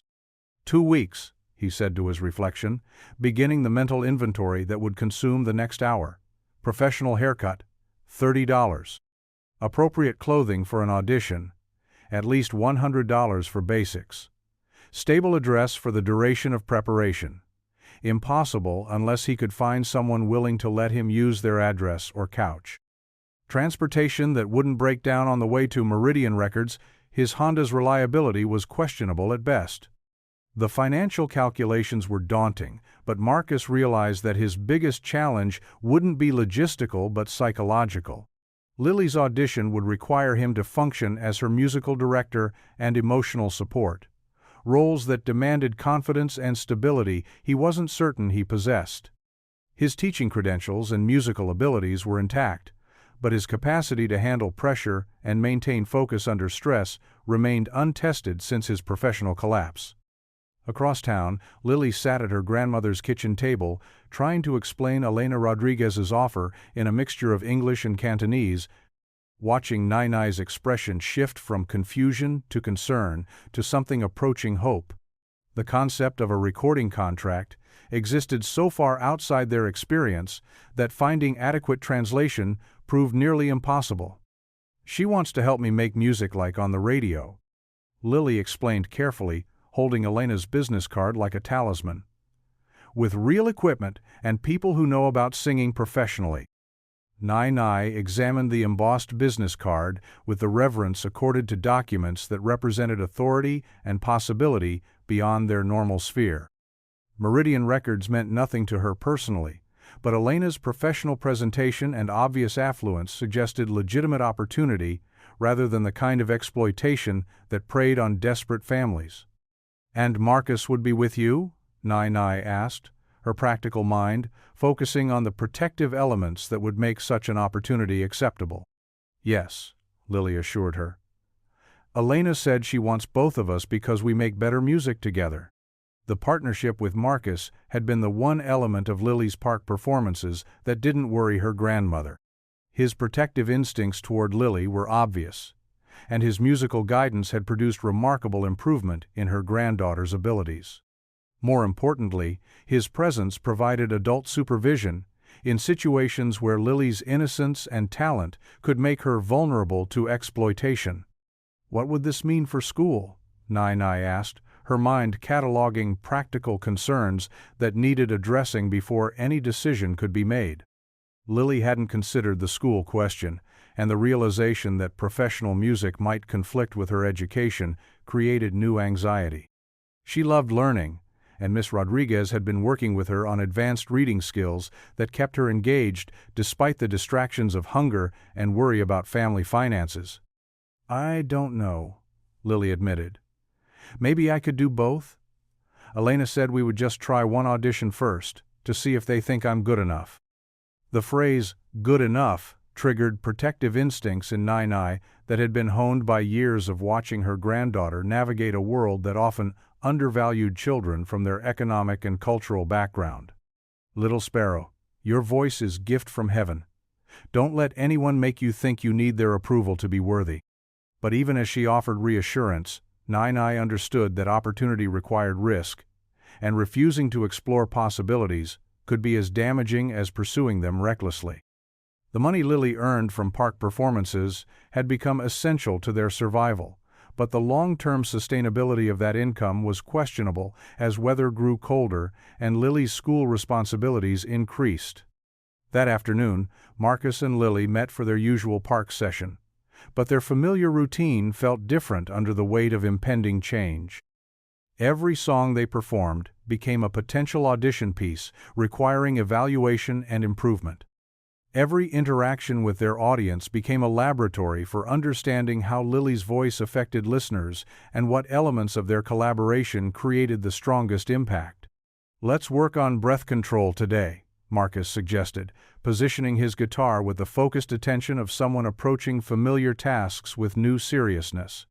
Professional recordings require longer phrases and more consistent tone than outdoor performance. Lily attempted the exercises Marcus demonstrated, but her awareness of being evaluated created tension that affected her natural ease. The unconscious freedom that made her park performances so compelling became self-conscious effort that paradoxically reduced her effectiveness. "Don't think so hard," Marcus advised, recognizing the problem but struggling to address it without increasing her anxiety. "Just sing the way you always do." But the way she always sang was disappearing under the pressure of professional preparation. Lily's voice remained beautiful, but the emotional authenticity that distinguished her from technically proficient singers was being compromised by her growing awareness of industry standards and expectations. Marcus recognized the irony of their situation. The very preparation intended to improve Lily's professional readiness was undermining the natural qualities that had attracted Elena's attention. His teaching experience suggested that this was a normal phase in artistic development, but his current emotional fragility made it difficult to maintain the patient confidence that effective instruction required. "Maybe we should choose our 3 audition songs and focus on perfecting those," Marcus suggested, pulling out the notebook where he had been sketching song arrangements. "Elena said they want to hear your range and our collaborative abilities." They spent the next hour working through potential repertoire, but each song revealed new challenges that neither had considered during their casual park performances. Professional auditions required precise timing, consistent key signatures, and the ability to start and stop on command technical elements that street performance had never demanded. "What if I forget the words?" Lily asked after stumbling through a verse of "Both Sides Now" that she had performed flawlessly dozens of times. "Then you keep singing?" Marcus replied, though he shared her anxiety about memory failures under pressure. Professional performers develop techniques for handling mistakes without disrupting the overall performance. But the techniques Marcus referenced were skills he had learned in academic settings rather than practical experience. His own professional performance history was limited to wedding gigs and coffee shop sets, where mistakes were easily forgiven by audiences who weren't evaluating his commercial potential. The first major setback occurred 3 days into their preparation. Lily woke with a fever and sore throat that made singing impossible, forcing them to cancel their park session and interrupting their practice schedule at a time when every day counted. Marcus spent the morning researching vocal health remedies and visiting Lily's apartment with throat lozenges and honey. But the illness highlighted their vulnerability to circumstances beyond their control. "My voice sounds terrible," Lily whispered, her vocal cords inflamed and unreliable. "What if it doesn't get better before the audition?" Marcus had been wondering the same thing, but seeing Lily's distress forced him to project confidence he didn't feel. "Voices recover quickly at your age," he assured her, though he privately calculated how many practice days they could afford to lose without compromising their preparation. The second setback came when Marcus's Honda refused to start on the morning he had planned to drive to Manhattan for his first professional haircut in months. The engine turned over but wouldn't catch, leaving him stranded in Queens with no reliable transportation and dwindling resources to address the mechanical problem. After 2 hours of attempted repairs using knowledge gleaned from YouTube videos, Marcus accepted that professional help was required. The diagnosis from the nearest mechanic was worse than he had feared. The timing belt needed replacement, a repair that would cost more than his current net worth and take several days to complete. "Can I borrow your phone?" Marcus asked the mechanic, swallowing pride that had become a luxury he couldn't afford. He called Elena's office, reaching her assistant with a request that felt like admitting professional incompetence before they had even reached the audition. "Ms. Rodriguez is in meetings all morning," the assistant explained politely. "Can I take a message?" Marcus struggled to explain his situation without revealing the full extent of his instability. "I'm Marcus Williams, Lily Chen's musical partner. We have some logistical challenges with transportation that might affect our preparation schedule." Elena returned his call within an hour, her voice carrying concern that surprised Marcus with its personal investment. "What's going on? Is Lily okay?" "Lily's fine," Marcus assured her, then explained the mechanical failure that had stranded him in Queens. "I can probably figure out alternative transportation, but it might affect our preparation time." Elena's response revealed a side of her professional character that Marcus hadn't anticipated. "Where are you right now? I can send a car to pick you up." The offer was generous beyond anything Marcus had expected, but accepting it would mean acknowledging his dependence on Elena's charity in ways that complicated their professional relationship. "I appreciate that, but I should handle this myself." "Marcus," Elena said gently, "let me help with practical problems so you can focus on musical preparation. That's what's important here." The conversation that followed established a pattern that would define the remaining days of their preparation. Elena became more than a talent scout evaluating their potential. She became an advocate, actively invested in their success and willing to address obstacles that could derail their opportunity. Elena arranged for Marcus to use a practice studio at Meridian Records during off hours, providing access to professional quality equipment and acoustic environments that would familiarize Lily with recording studio conditions. She connected them with a vocal coach who specialized in young performers, offering technical guidance that complemented Marcus's intuitive teaching methods. Most importantly, she provided practical support that allowed Marcus to focus on his role as Lily's musical director rather than struggling with homelessness and transportation problems. "This is what a real recording studio looks like," Elena explained during their first visit to Meridian's facilities. Watching Lily's eyes widen at the array of equipment and soundproofing that transformed her voice into something richer and more resonant than outdoor acoustics allowed. But the professional environment that was meant to prepare Lily for her audition initially had the opposite effect.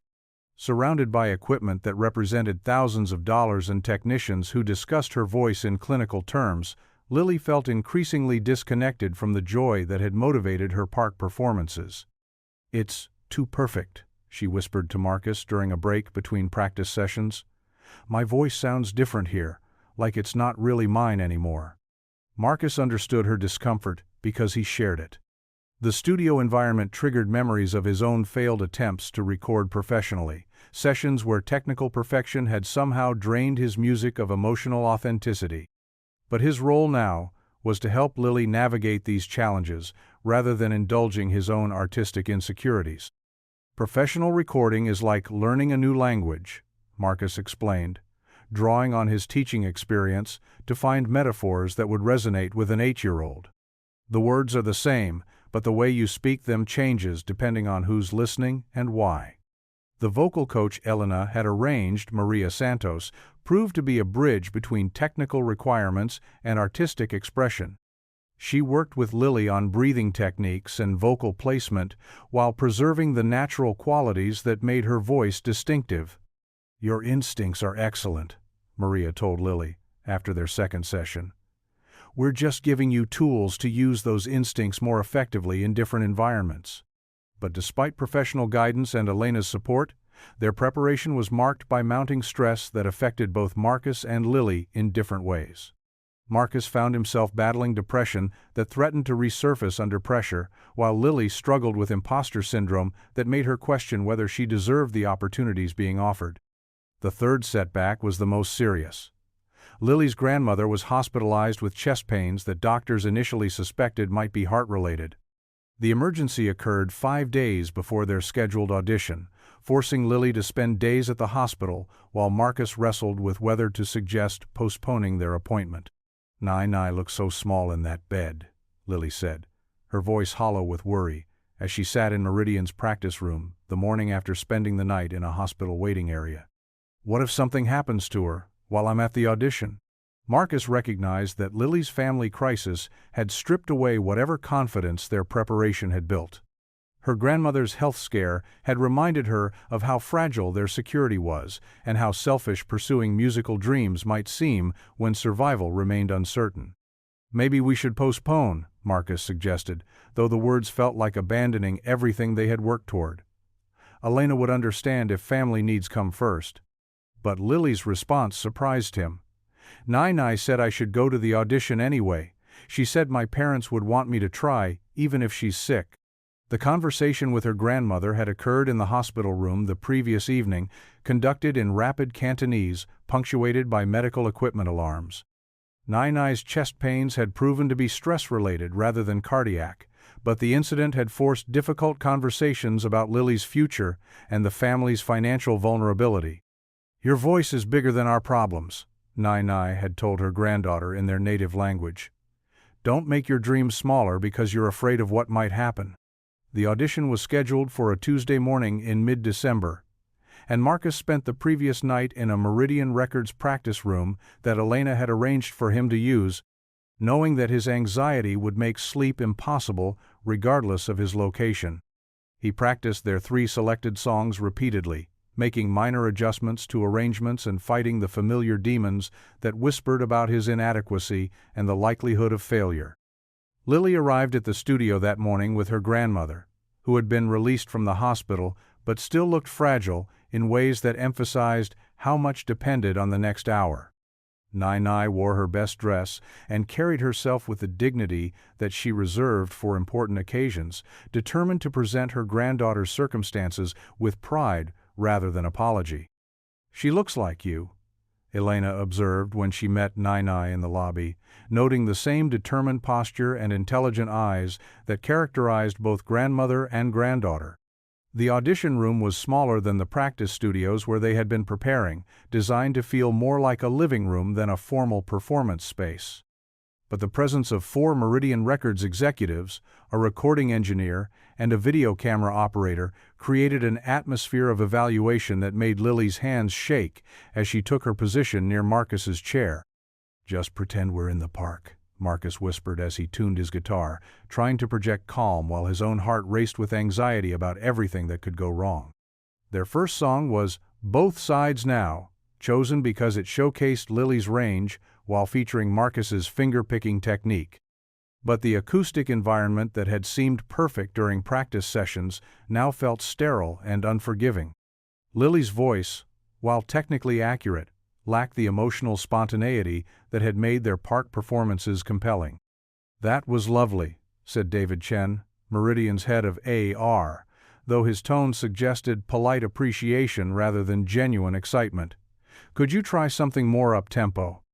Their second selection was one of Marcus's original compositions, a song called "Little Sparrow" that had developed from their park collaborations.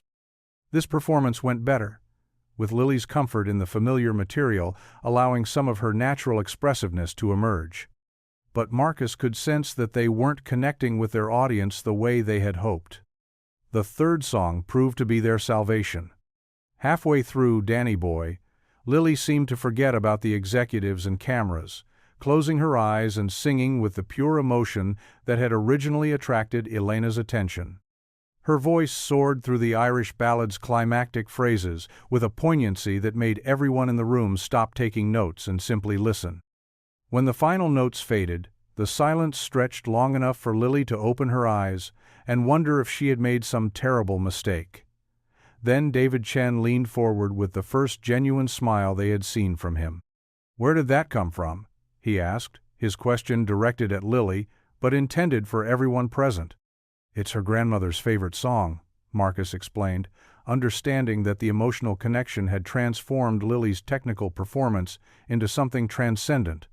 The discussion that followed took place without Lily and Marcus present, though Elena later summarized the debate that had occurred among the label executives.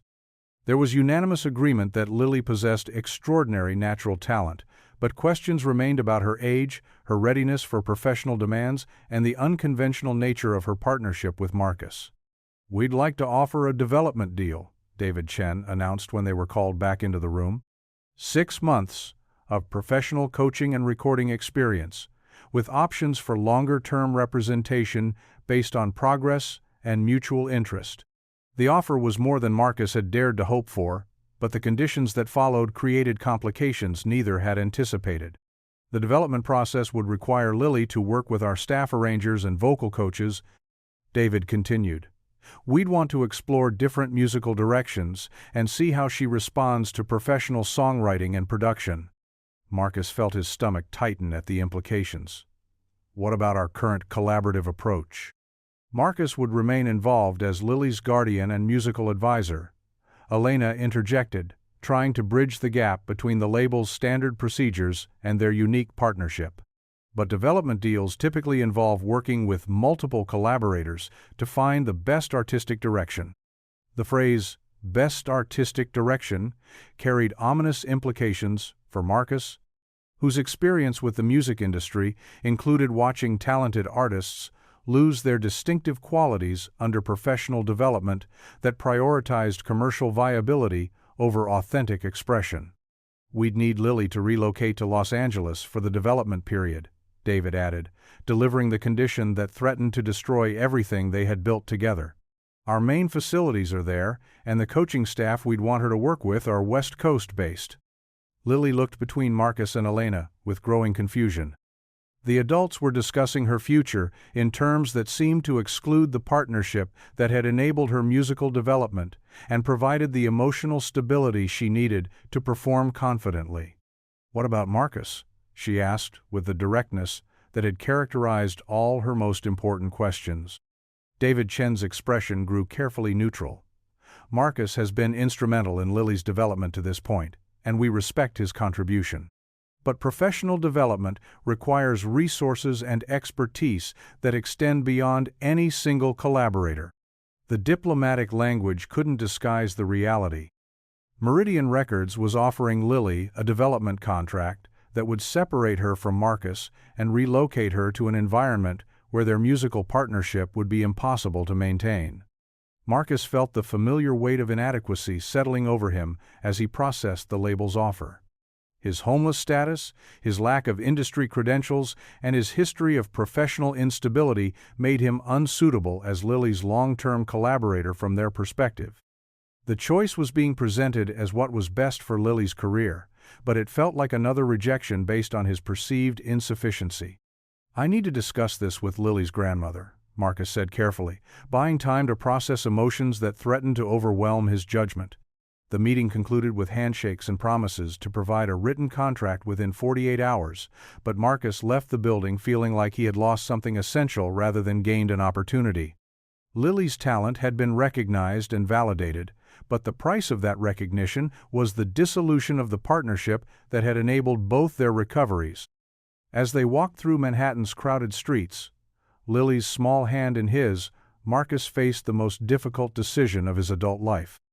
Whether to encourage Lily to accept an opportunity that could transform her future while ending the relationship that had given his life meaning and purpose for the first time in months. The choice between his own needs and Lily's potential would define not only their futures but the kind of man he was capable of being when everything he valued was at stake. The autumn air in Central Park carried the same crisp promise it had 18 months earlier, but everything else had changed beyond recognition. Lily Chen, now 10 years old and 3 inches taller, stood at the floor-to-ceiling windows of her family's new apartment on the Upper West Side. Watching joggers follow the same paths where she had once imagined performing for audiences larger than the handful of passers-by who dropped coins into her cardboard box. Behind her, the spacious living room hummed with quiet activity. Her grandmother sat in a comfortable armchair, the first piece of furniture they had ever purchased, new reading a Cantonese newspaper, while soft jazz played from a sound system that still seemed impossibly luxurious after years of relying on her parents' old radio. The apartment itself felt like a small miracle. 3 bedrooms, a kitchen with full-sized appliances, and windows that looked out onto tree-lined streets instead of fire escapes and narrow alleyways. "Lily, the car will be here in 20 minutes, called Marcus from the kitchen, where he was preparing his second cup of coffee with the leisurely precision of someone whose morning routine no longer included calculating how to afford basic necessities. At 35, he had regained the weight that stress and instability had stripped away, and his face carried the relaxed confidence of someone who had rediscovered his purpose after believing it was permanently lost. The transformation in Marcus's circumstances was so complete that sometimes he still felt like he was inhabiting someone else's life. 18 months ago, he had been sleeping in his car and teaching guitar lessons for grocery money. Today, he was the musical director for one of the year's most successful recording artists. With a professional reputation that had been rebuilt on the foundation of his collaboration with Lily and reinforced by his obvious expertise in nurturing young talent. The journey from that December audition to their current success had been neither immediate nor simple. Meridian Records' initial development contract had indeed required compromise and negotiation that tested everyone's commitment to preserving what made Lily's music special. But Elena Rodriguez had proven to be more than a talent scout. She had become an advocate who understood that Lily's authentic voice was inseparable from her partnership with Marcus and her connection to her own story. "We're not trying to manufacture a pop star," Elena had explained during one of many meetings with label executives who wanted to mold Lily into more conventional commercial categories. "We're documenting the emergence of something genuinely extraordinary. The moment we start trying to make her sound like everyone else, we lose what makes her worth listening to." The negotiation had ultimately resulted in an unprecedented arrangement. Lily would remain in New York for her development period, working with Meridian's East Coast team while maintaining her partnership with Marcus and her connection to the community that had shaped her musical sensibilities. The compromise required the label to establish a satellite operation that could provide professional resources without severing the relationships that enabled Lily's artistic growth. The first 6 months had been a careful balance between expanding Lily's abilities and preserving her distinctive qualities. She worked with vocal coaches who refined her technique without altering her natural tone, collaborated with songwriters who understood how to craft material that suited her voice rather than forcing her to adapt to generic compositions, and gradually developed the professional skills required for recording and performance while maintaining the emotional authenticity that made her music compelling. Marcus's role had evolved from protective collaborator to full musical partner, his teaching background and songwriting abilities, making him invaluable as Lily navigated the complexities of professional music. His arrangements and original compositions provided the foundation for much of her recorded material, while his understanding of her vocal abilities and emotional needs made him irreplaceable as her primary musical director. The album that emerged from this collaboration, Pennies, was unlike anything Meridian Records had previously released.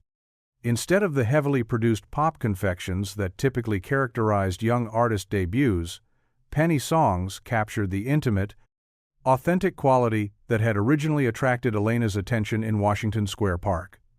The recording featured primarily acoustic arrangements that showcased Lily's voice and Marcus's guitar work, supplemented by carefully selected instrumentation that enhanced rather than overwhelmed their musical chemistry.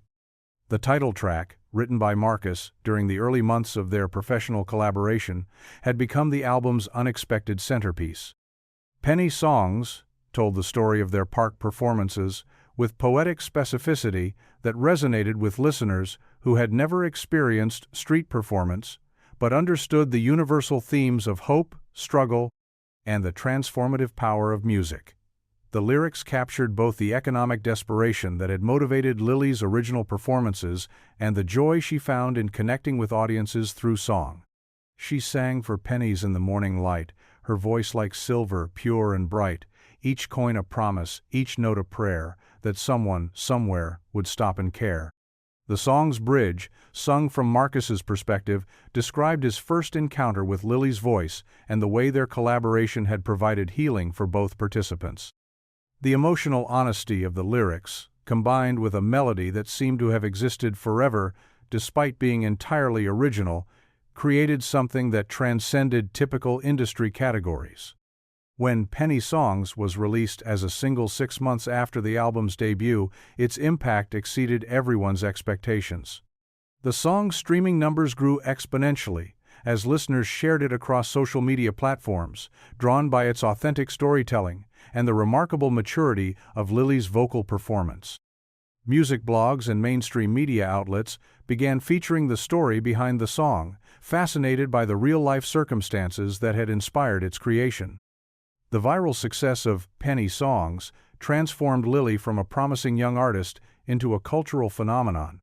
Television appearances, magazine interviews, and concert bookings followed in rapid succession, but Elena's careful management ensured that the attention enhanced rather than overwhelmed Lily's development.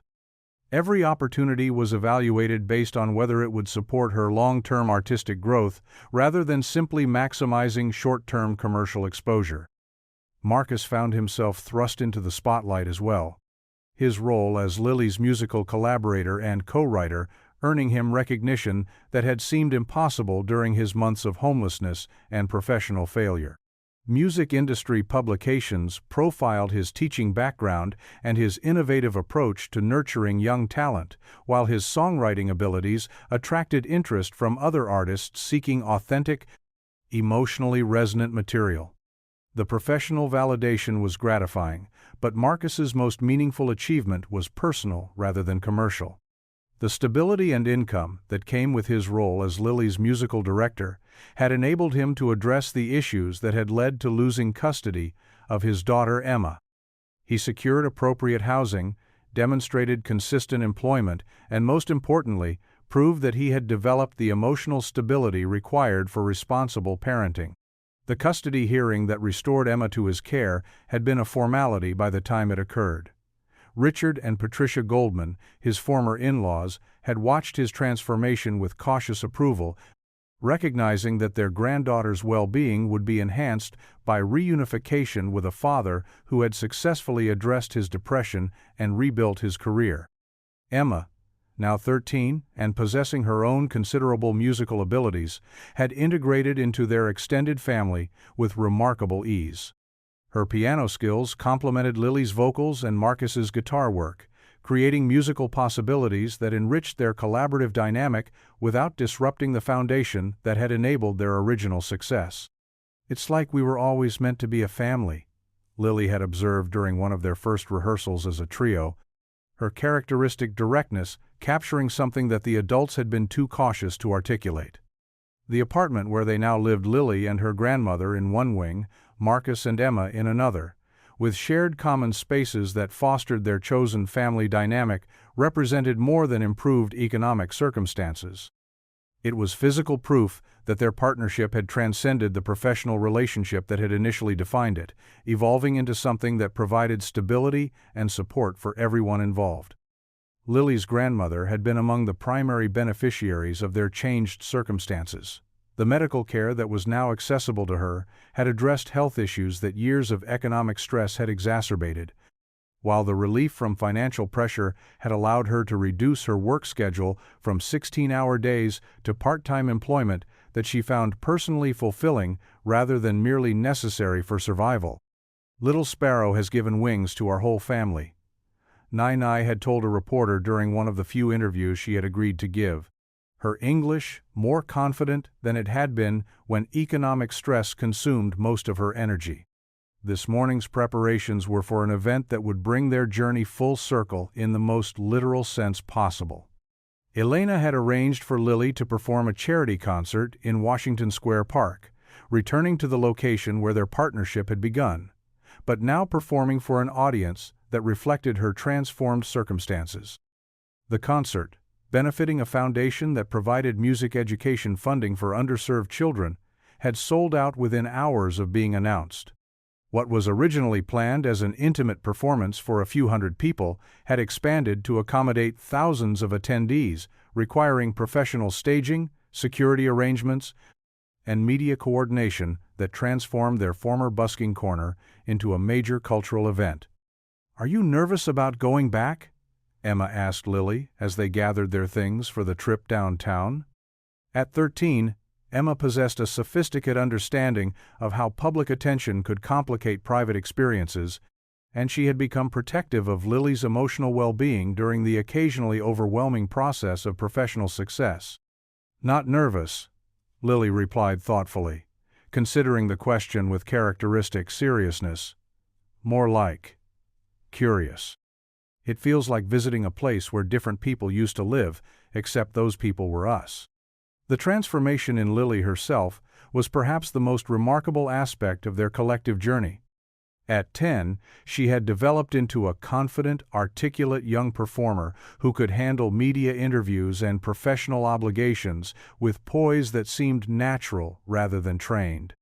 But more importantly, she had maintained the authentic curiosity and emotional openness that made her music compelling, despite exposure to industry pressures that often corrupted young artists. Marcus credited Elena's management with preserving Lily's essential qualities while providing the professional development that enabled her growth. Elena had insisted on maintaining Lily's school attendance, limiting her performance schedule to avoid burnout, and ensuring that her success enhanced rather than replaced normal childhood experiences. The goal isn't to create a child star, Elena had explained during one of their planning meetings. It's to nurture an artist who happens to be young and who will hopefully continue developing throughout her career.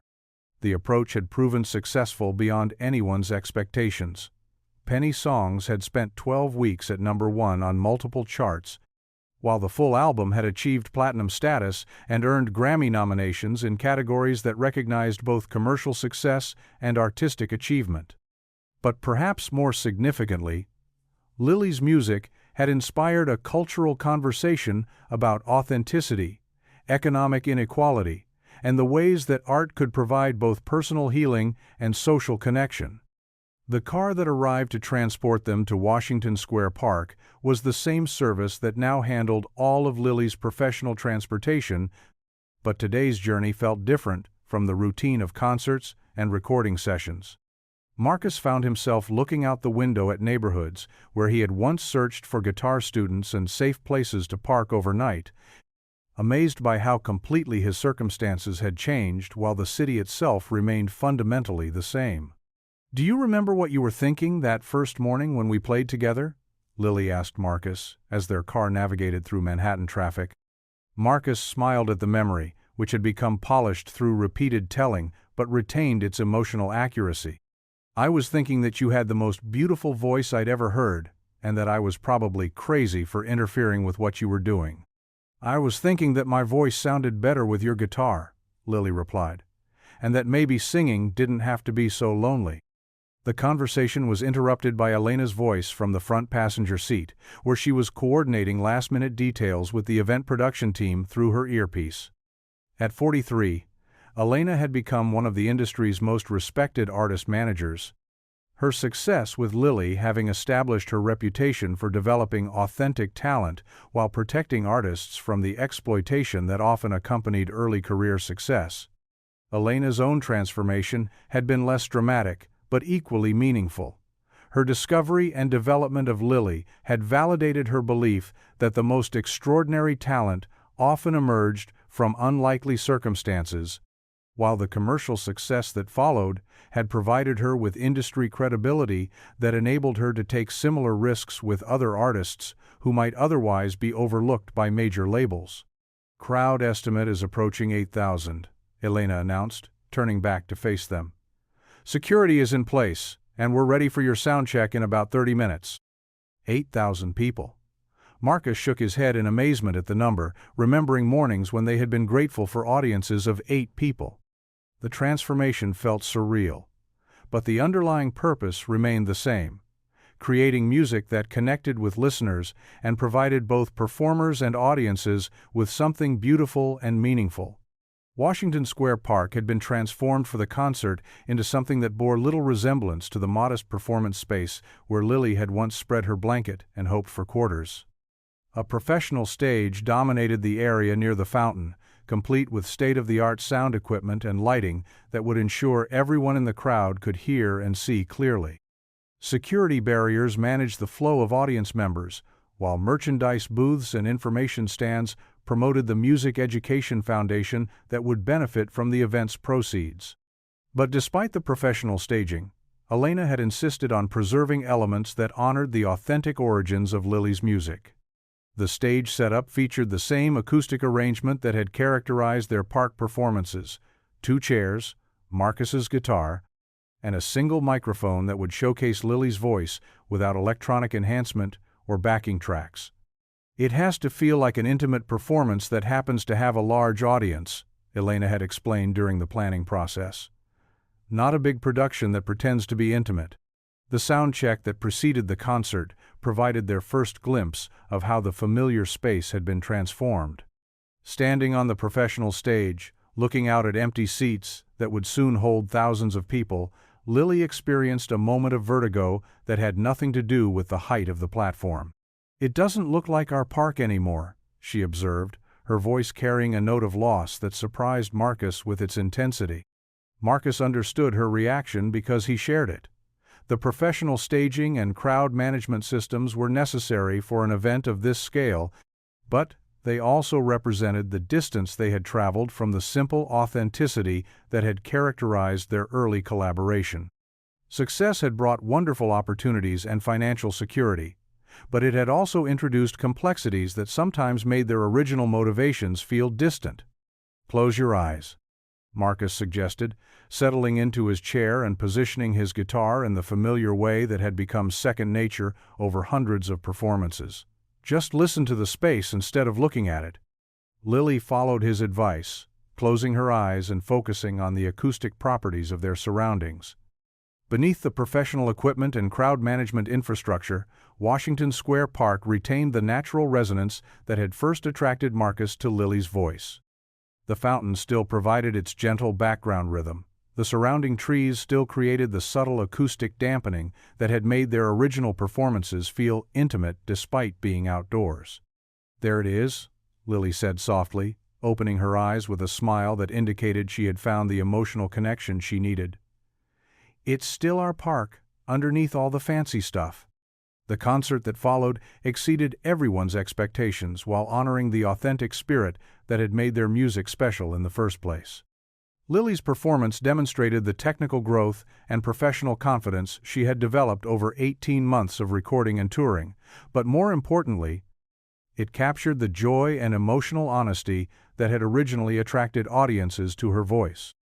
The set list included songs from Pennies, alongside new material they had been developing for her second album. But the centerpiece was a performance of the title track that recreated as closely as possible the acoustic intimacy of their original park sessions. As Lily sang the lyrics that Marcus had written about their first encounters, many audience members found themselves moved to tears by the emotional authenticity that no amount of professional staging could diminish.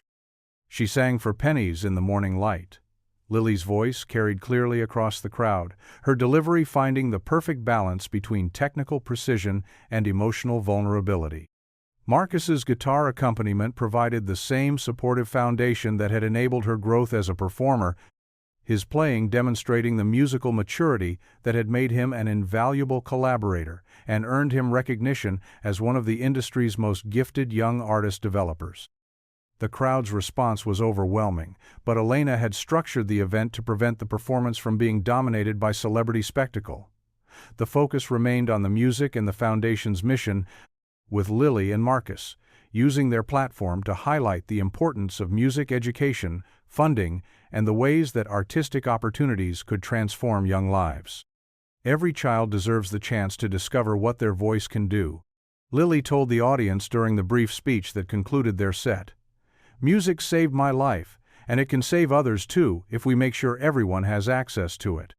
The words were her own, developed through conversations with Elena and Marcus about how to use her success to benefit others, in circumstances similar to those she had experienced.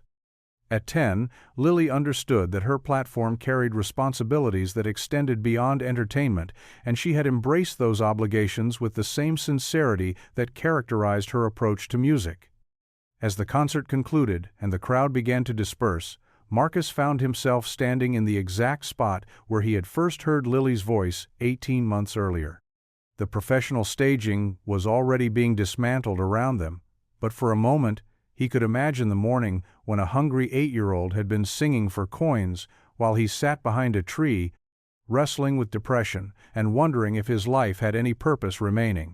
"Thank you," he said quietly to Elena, who was coordinating the post-event logistics while keeping one eye on Lily's interaction with young fans who had been invited backstage. "For what?" Elena asked, though her smile suggested she understood the depth of gratitude he was expressing. "For seeing what we could become when we couldn't see it ourselves," Marcus replied. "For believing in something that probably looked impossible to most people."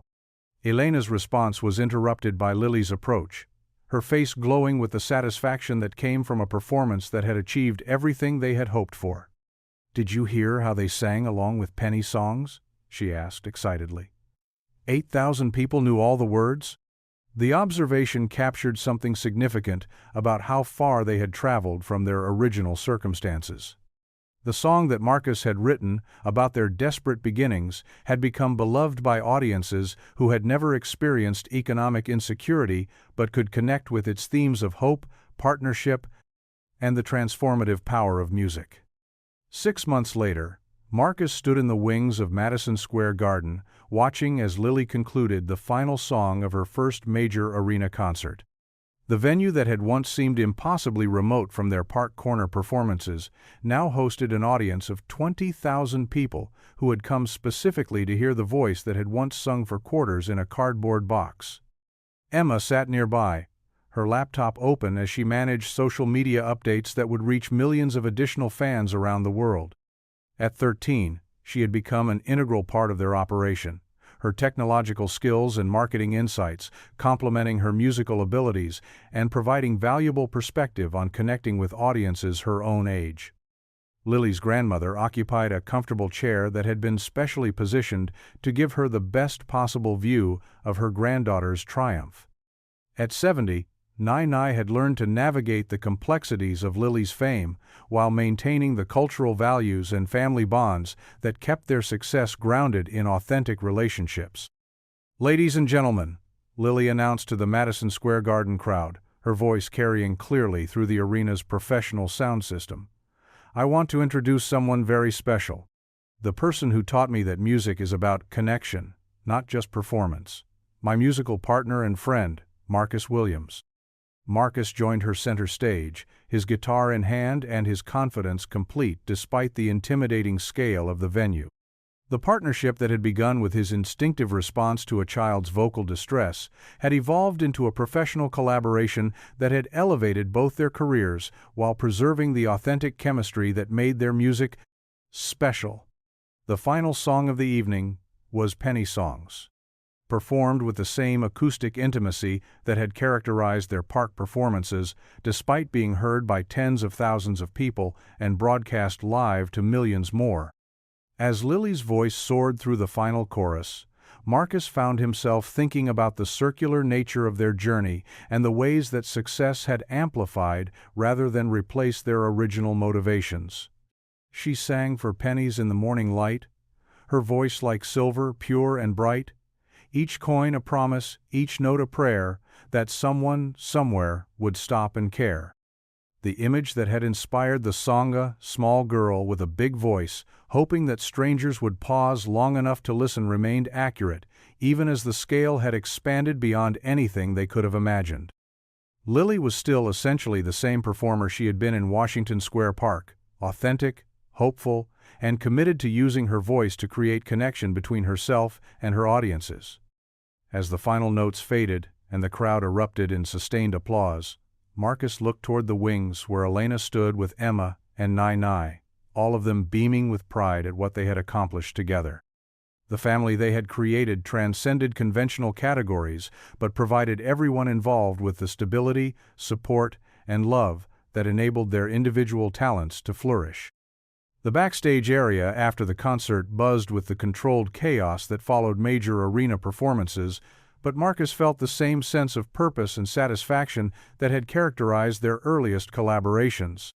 Success had changed their circumstances dramatically, but it had preserved and enhanced the essential elements that made their partnership valuable: mutual respect, shared creativity, and commitment to music that served something larger than commercial ambition. "Same time tomorrow?" Lily asked as they prepared to leave the venue, referring to their morning rehearsal schedule that had remained constant despite their transformed circumstances. "Same time tomorrow," Marcus confirmed, understanding that their daily practice sessions represented continuity that grounded their success in the discipline and dedication that had enabled their growth.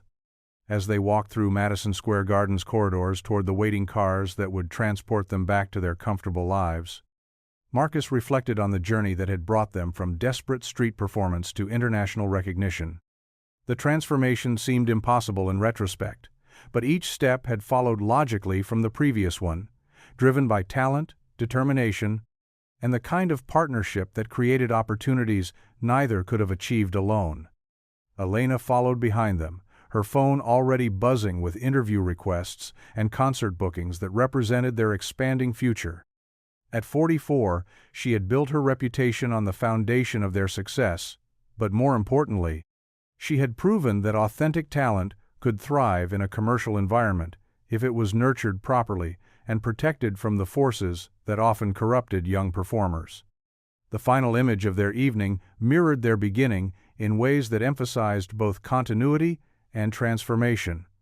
A small girl with an extraordinary voice walking beside a man with a guitar, their partnership intact despite everything that had changed around them. The difference was that now, instead of hoping that someone, somewhere would stop and care, they knew that millions of people around the world were listening, and that their music had the power to inspire others to find their own voices and create their own harmonies. Outside Madison Square Garden, the November air carried the same promise of approaching winter that had characterized the morning 18 months earlier when their lives had intersected in Washington Square Park. But now they walked toward a future filled with possibilities that had been unimaginable when Lily had sung for Pennies and Marcus had lived in his car. United by the understanding that their greatest achievement wasn't the fame or financial success they had gained, but the family they had created and the music they continued to make together.